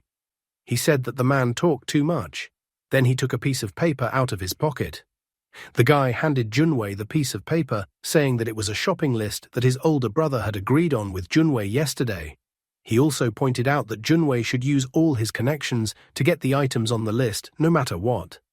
However, as soon as Junwei looked at the goods he needed to buy, he froze, because all of these goods were prohibited. In an instant, he fell to his knees, saying that he was kneeling before Lin Li. Junwei began to complain, noting that no matter what connections he had, he simply would not be able to get some of the items on the list. The man begged the blonde man to ask his boss to remove some items from the list that he would not be able to obtain, no matter how hard he tried. However, his rehearsals in front of the mirror were not in vain. He put on the expression he had practiced yesterday, trying to appear indifferent, as Hua Shu had told him, and remembering that moment with the crabs. Junwei's face was covered in cold sweat as he found the guy's gaze incredibly frightening. Turning around and leaving the meeting, Lin Li said that this was the first batch of funds for the purchase and that he would send more money in the evening. Kneeling, Junwei begged Lin Li to help him convey to his boss that he would not be able to buy some of the items on the list. Watching the blonde man walk away, Junwei was frightened as he realized that he now had no choice and had to do what his boss had ordered him to do. At night, the car pulled up at the location previously agreed upon by the parties. Old Wang and Huang Ji got out of the car. Junwei and Lin Li immediately rushed over to them. With an angry look, Huang Ji told Lin Li not to think he could die so easily, because he was not going to let him die so easily. He continued to yell at the blonde man, saying that he himself knew very well that some medicines were impossible to obtain. So he didn't understand why the blonde man needed to steal anything. Junwei was surprised that it was necessary to steal some medicines. He even thought that Lin Li was such a good guy that he was ready to cry. After that, he turned to Junwei and asked how much he had managed to get from the list. Junwei admitted that he had managed to get the ones marked with a check mark on the list, but some of them would be delivered in a few days. He also said that he still couldn't get some of the items on the list. Huang Ji announced that what he had already collected was enough and that the rest was not needed. Junwei was tense at first, but then felt relieved that the job had been done, and he had no problems. After that, Junwei thanked Lin Li and was about to leave, but Lin Li asked him not to talk nonsense. Turning to Old Man Wang, Huang Ji asked him if he was still worried about how Lin Li was handling things. The old man was surprised that the guy was so skilled that he could even make a rotten piece of wood stand firmly. It was safe here now, but the old man was curious when the guy planned to go with him to England. After all, it was difficult for the brothers of the Kunlun Society to come to China, so he thought they would have to meet in another country. Huang Ji asked Old Man Wang not to worry about anything because his current business would take a maximum of 4 months. If all went well, he would be able to finish the job in just a month. Huang Ji's main goal is undoubtedly to improve his medical skills and prolong his grandfather's life. In the future, he decided to devote himself entirely to medicine, physiology, and chemistry, striving to find a way to save his grandfather as soon as possible. That is why he came to the traditional Chinese medicine hospital today. He recently acquired some surgical knowledge from Lu Qinggong, the best surgeon in all of Shanghai. His foundation in Western medicine was now quite solid, so it was time for him to take a look at the traditional Chinese medicine hospital. Meanwhile, in the hospital director's conference room, a man informed the hospital director that Deputy Director Lu from a leading Shanghai hospital wanted to recommend an intern to the director. The director admitted that he had already heard about this. He had also reviewed the future intern's thesis, finding it to be extremely sloppy, and concluded that Lu was most likely trying to do someone a favor by slipping this intern to them. Director Hong said that when the intern arrived at their hospital, someone from the staff should deal with him. He simply wanted the intern to be assigned anywhere and then report to Deputy Director Lu that they had fulfilled his request. However, at that moment, the doctor reported that the intern was already near the conference room, waiting to be called. Director Hong was extremely surprised at the new intern's quick arrival at their hospital. His expression changed dramatically when he ordered the intern to be let into his conference room. He wanted to see if the new intern would have the courage to meet him. As soon as Huang Ji entered the office, he immediately greeted Director Hong politely. He was about to introduce himself by name, but Director Hong said he didn't want to hear that nonsense. First of all, he wanted the guy to talk about his dissertation and why he wrote it that way. Director Hong even said that if the guy gave a bad explanation, he might not come to the hospital tomorrow. Huang Ji began to stumble over his words a little as he tried to remember his dissertation. In his thoughts, Director Hong also noticed that the guy even stuttered when speaking normally, so he was afraid to imagine how terrible the guy's level of knowledge was. Although he respected Old Man Lu, he didn't want the guy to harm the hospital's patients and reputation. After scanning the information in Director Hong's mind, the guy began his confident speech. He stated that he believed that although the internal organs of the human body are interconnected and inseparable, the importance of the digestive system is indeed key. The guy explained that he believed that the so-called pathogenic factors in traditional Chinese medicine were actually intestinal bacteria, and that if something went wrong, it would affect the entire system. The doctor standing next to him was extremely dissatisfied with the guy's words. The doctor believed that equating pathogenic factors with an imbalance of intestinal bacteria was simply absurd. However, the guy noted that he understood how upset the man was, so he advised him to calm down first. He drew the doctor's attention to the fact that in traditional Chinese medicine there is a saying, "If the stomach energy qi is not lost, the god of death will not take you." This means that as long as the digestive system is able to absorb energy, even with a terminal illness, the body can gradually self-regulate and recover. The number and types of intestinal bacteria determine the functioning of the system. He did not understand why everything he said suddenly sounded like nonsense. Director Hong's face softened at that moment, and he even got up from his seat and approached the guy. There was a smile on his face when he realized that the guy had a very interesting idea and that it could be a good direction for research. He also admitted that he had underestimated the guy before, but now he thought there was no need to delay, so he told the guy to go to Shanghai Medical University to see Lin Tao, who was in the microbiology laboratory. The doctor standing next to them was stunned by Director Hong's words, not understanding why Director Hong believed the guy so easily. Over the next 3 days, Huang Ji used his omniscience to visit Shanghai's leading medical institutions, absorbing a vast amount of medical knowledge and experience. But even so, he admitted that it was difficult for him to gain access to some places. Fortunately, after 2 days of reconnaissance, he finally waited for the right opportunity. At that moment, a security guard approached him. Huang Ji greeted him, saying that he had come for an internship and that Director Lu had told him to register. The security guard asked if he was referring to Director Liu of research. Before the guy could answer, he remembered hearing such information himself. So he asked if the guy was a doctoral student from Columbia University. He also wanted to know the guy's name. The guy said his name was Li Wengxi. Realizing that the guy was the one he had been told about earlier, the security guard asked the guy to go straight to Director Zhao's office, which was in Building C, on the 3rd floor, room 305. The guy thanked the security guard for the information. However, he thought to himself that everything had happened exactly as he had expected, and the information he had received was correct. Director Liu had arranged everything so that no ID check was required, and no one found out that he was not who he claimed to be. When he went to the room indicated by the security guard watched him walk away, following him with his gaze. How soon would they realize that some imposter was infiltrating secure facilities, pretending to be someone else each time? He thought that Director Zhao didn't look like a security guard, but should actually know Li Wengxi. Therefore, he needed to go to Building B and find Research Director Peng. Research Director Peng was a leading genetics expert and should be of great help in the plan to save his grandfather. However, as he approached the door, the guy realized that he needed an electronic ID to pass on. Now he didn't know what he should do next. At that moment, a pink-haired girl appeared next to him. He looked at the girl and quickly read that her name was Liu Xin and that she was from the Organic Synthesis Lab. Suddenly, she picked up her phone and greeted someone. At this moment, the guy's phone also vibrated. He answered the phone and asked if he was talking to Liu Xin from the Organic Synthesis Laboratory. The guy reported that his name was Li Wengxi and that he was a newcomer. The new Li Wengxi reported that Director Zhao asked him to come to her office, 401, Building B.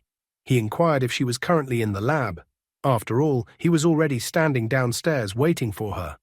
The guy asked if he should go to her office. The girl turned around and looked at him.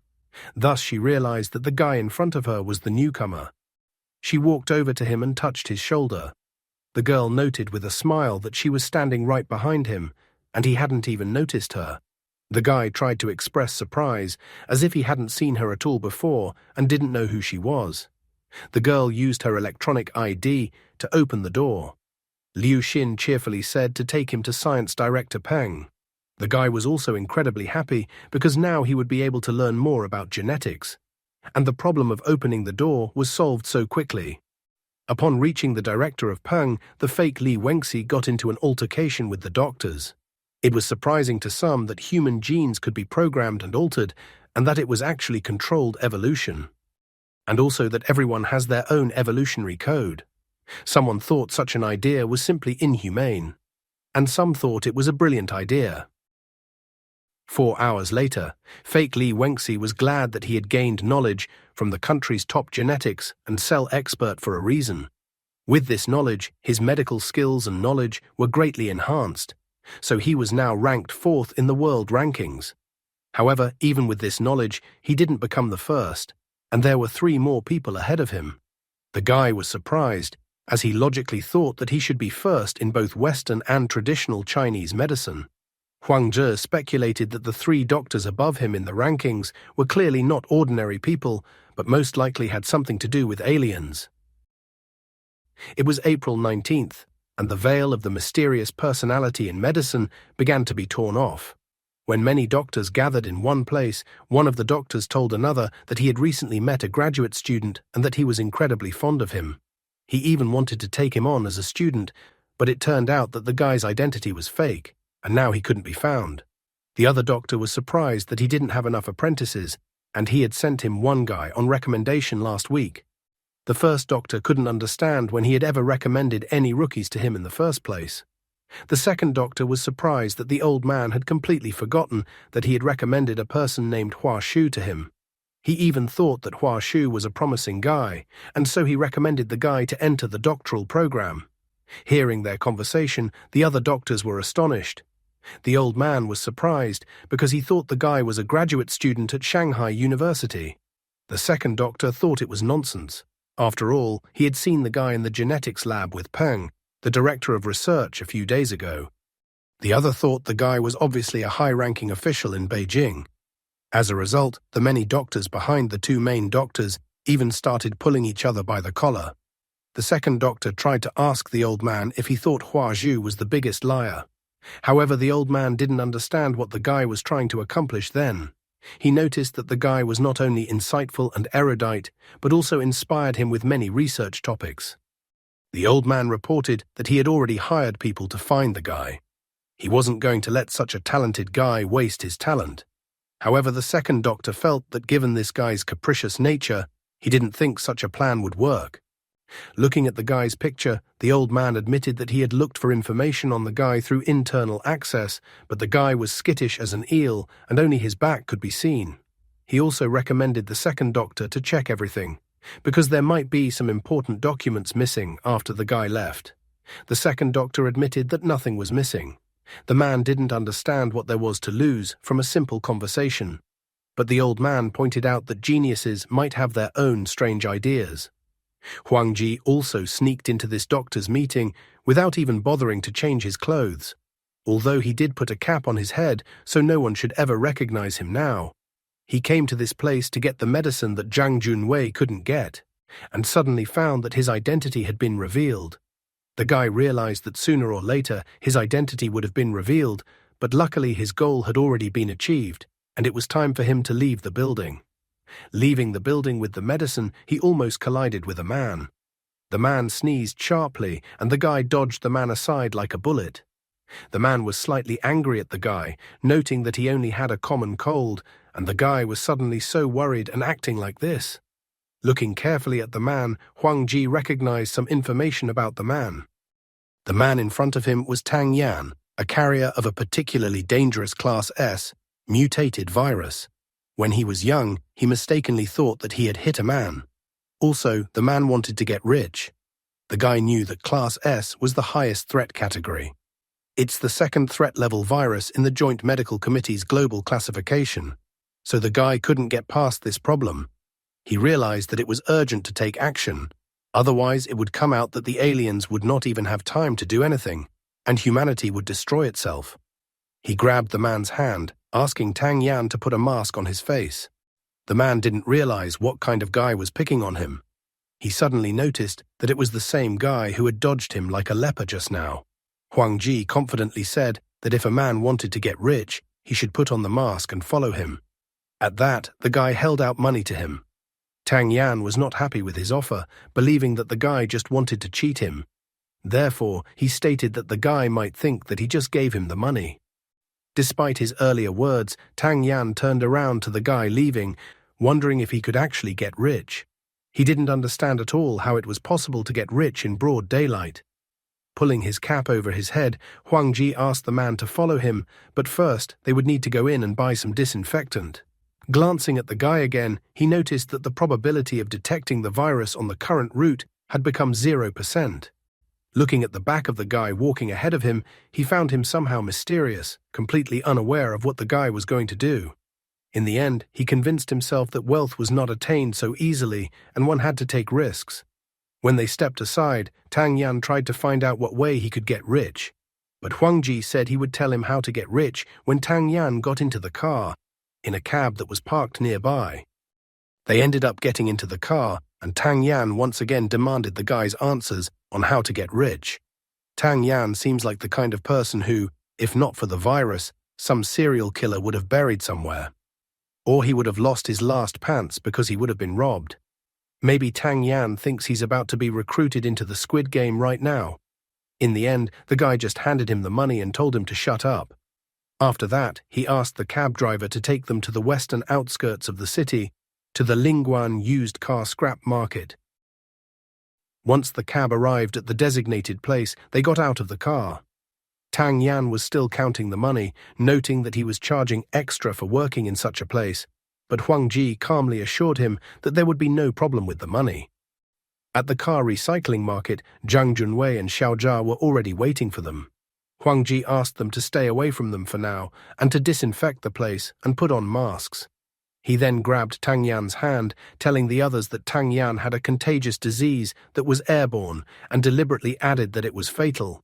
Huang Ji also told them to move the necessary equipment to a corner as he would set up his mini laboratory there.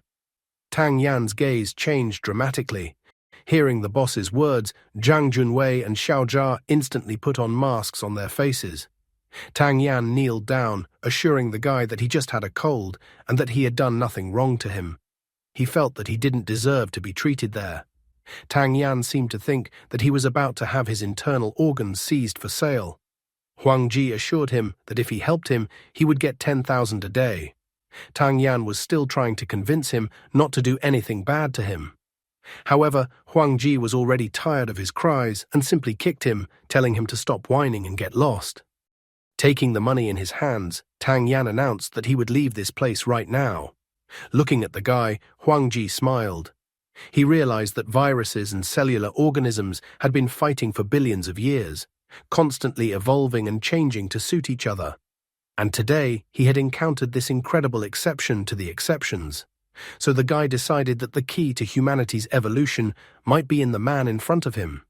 It was like the discoverer was excited that maybe he would be the one to create this key to the evolution of mankind. No one should forget that this genius wears the same clothes everywhere. At most, in extreme cases, he puts on a cap and thinks that now no one will recognize him. And also in this world, people are allowed into closed objects without IDs, but just taking their word for it. Where such a strange way of the guy will lead, and where Zheng Xuan and Su Lingli went, because they should follow him. Soon, they set up a mini laboratory in a used car market warehouse. Everyone present was wearing masks. The still surprised Zhang Junwei said that they would not bother his boss anymore. Huang Ji let them go, but told them to make sure to disinfect themselves. Tang Yan looked at the guy with a perplexed look. He thought about the fact that the guy had told him to stay in this warehouse for 20 days. However, the place was cold, drafts, and there was no bed in this place. Therefore, the guy did not understand how one could stay in this place for 20 days. Now even more realized that money was not given easily in this world. Huang Ji finally turned to Tang Yan and handed him a bag. He told Tang Yan to change his clothes and get down to business. Tang Yan did not argue with him. After a while, Tang Yan changed into classic hospital clothes, and then informed Huang Ji that he had changed clothes. Stammering, Tang Yan tried to call out to the boss. He informed that he wished he at least had a bed since he had to stay in this warehouse for a long time. If no one would provide him with a bed, he asked to at least be given bread. Huang Ji was busy with the flask of green liquid in his hand, but still turned his attention to Tang Yan. However, Huang Ji reacted to his request in a very negative manner. Huang Ji said that he would provide him with a bed, but it would cost him 100,000 yuan, and a piece of bread would cost 10,000 yuan, so Tang Yan could just pay if he so desired it. Tang Yan was shocked by his answer. He assured that the guy shouldn't attack him so aggressively, and he believed that the guy wouldn't let him starve to death. Huang Ji decided to seize the moment. He pointed out that Tang Yan felt like he was an important person, and that was probably why he was so forgetful. Then he said that 6 years ago, Tang Yan was driving a car on Ping'an Road. At that time, lightning flashed outside the window, thunder rumbled, and heavy rain poured down. Tang Yan's face was covered in cold sweat, and he literally admitted that he had hit a person with his car at that moment. He thought that he had then hit a passing Huang Ji with his car. Huang Ji menacingly remarked that Tang Yan should not have hidden back then, but should have gotten out of the car and looked around. Huang Ji was surprised at the stupidity of the guy in front of him. In his thoughts, he wondered who would even stand in the middle of the road in a thunderstorm, and even at night. He had perfectly already figured out that Tang Yan had hit a mannequin with his car back then. Why didn't Huang Ji have any questions about the mannequin standing in the middle of the road at night and thought it was something normal? However, he felt that he had to do this to Tang Yan, since Tang Yan would then obediently cooperate with him. The frightened Tang Yan fell to the floor. He began to beg the guy's forgiveness. Tang Yan admitted that he was desperate at that moment. He couldn't even pay his rent, and even ended up hitting someone with his car. He didn't have the courage to stop at that moment and get out of the car to see exactly what happened. He begged the guy to forgive him for that heinous act. Smirking and holding a syringe, Huang Ji stated that just to let Tang Yan know, he only needed to do a few experiments, so if Tang Yan agreed to be his guinea pig, then they would be even. Feeling guilty for his misdemeanor, Tang Yan agreed to whatever he asked just to turn this negative page in his life. Huang Ji believed that others had to study carefully while he was just cheating right now. As a result of their agreement, Tang Yan dripped some of his blood onto a specially prepared blood sample glass. Using his ability, Huang Ji tried to get information from the blood sample he received. He learned that this particular mutation is a very dangerous Class S virus that causes a bloody plague. The virus destroys cells, the cells fuse with the virus, and gene integration occurs. After receiving this information, he began to think about the process of fusion, and then about the genetic code. Finally, a thought struck his head. Huang Ji came to the conclusion that the virus itself is just a fragment of genetic material covered by a protein shell. When the virus adapts to develop functions beneficial to the organism, the virus will insert its own gene fragments into the organism's genes and pass them on from generation to generation. Therefore, he felt that the best treatment option was not to destroy the virus, but to fuse it. Guy noted that healing, adaptation, and subsequent integration is what evolution is all about. Once again, using his ability to extract information from objects, he noticed that the type C drugs were effective against the blood plague, and that this treatment method had a 7% cure rate. However, he felt that a single drug would not be enough, and that it was necessary to combine this method with other treatments. Eventually, while he was busy finding ways to treat the virus, night fell, and then night passed and morning came.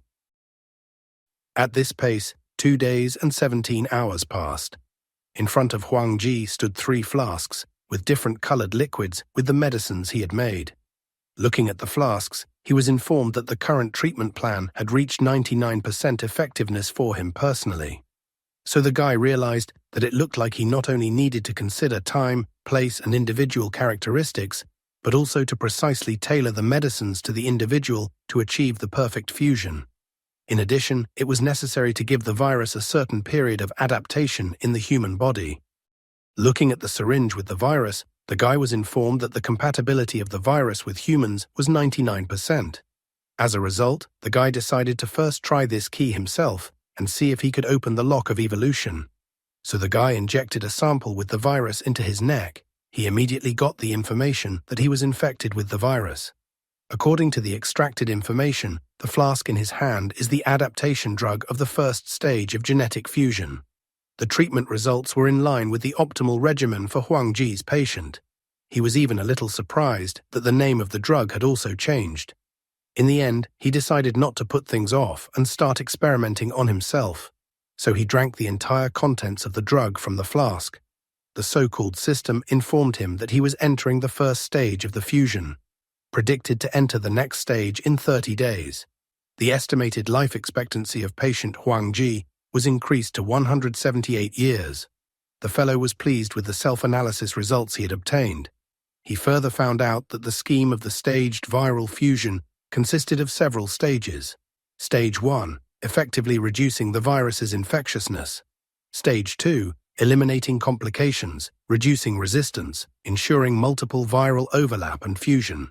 Third stage, successful parallel joining of genetic fragments, completion of the fusion process. The duration of each stage is tentatively 30 days. In the end, he decided that if he had to wait that long, he would go eat first and then continue to work leisurely. At that moment, his phone vibrated as he received a notification. He was surprised to realize that there might be some important news. Picking up his phone, he saw that an important notification had arrived. The Joint Medical Committee was informing the citizens about the rapid spread of a new virus. Therefore, all citizens were asked to take precautions and go to crowded places less often. Huang Ji was surprised that the pandemic had already started. However, he didn't think it was a bad thing, but decided that now was the time to send a research paper on behalf of the Kunlun Society to the professors he had studied under a false name not so long ago. He decided it was the right time for the Kunlun Society to remind the world of its existence again. Meanwhile, people, against the advice of the Joint Medical Committee, had already arrived at the hospital and created pandemonium. Even at this place, people were asked not to crowd, but to line up and keep order. One man was trying to get to the doctor's office so that they could treat his son. However, he was so anxious that he was pushing everyone around him. A girl near him was indignant, telling him not to step on her feet. One of the doctors asked if Hong had tested that new drug from the research paper. Hong admitted that the new drug was being tested and that they were awaiting the results of the testing. The old man couldn't understand who these people calling themselves the Kunlun Society were. How did they know about the virus that caused the current epidemic, and how did they develop an effective cure for it so quickly? However, another doctor did not know the answers to these questions either. He said that all he knew was that the drug mentioned in the article could change the structure of the gut flora, causing bacteria to produce a new enzyme that helped the immune system recognize the blood plague virus. Another doctor younger than them didn't see how such an option could work. He thought it would be better to find a drug that would directly help the immune system recognize the virus. At this point, however, the doctor with the mustache remembered something.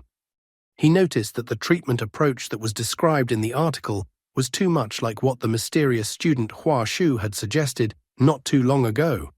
The other doctors were shocked when they heard his words.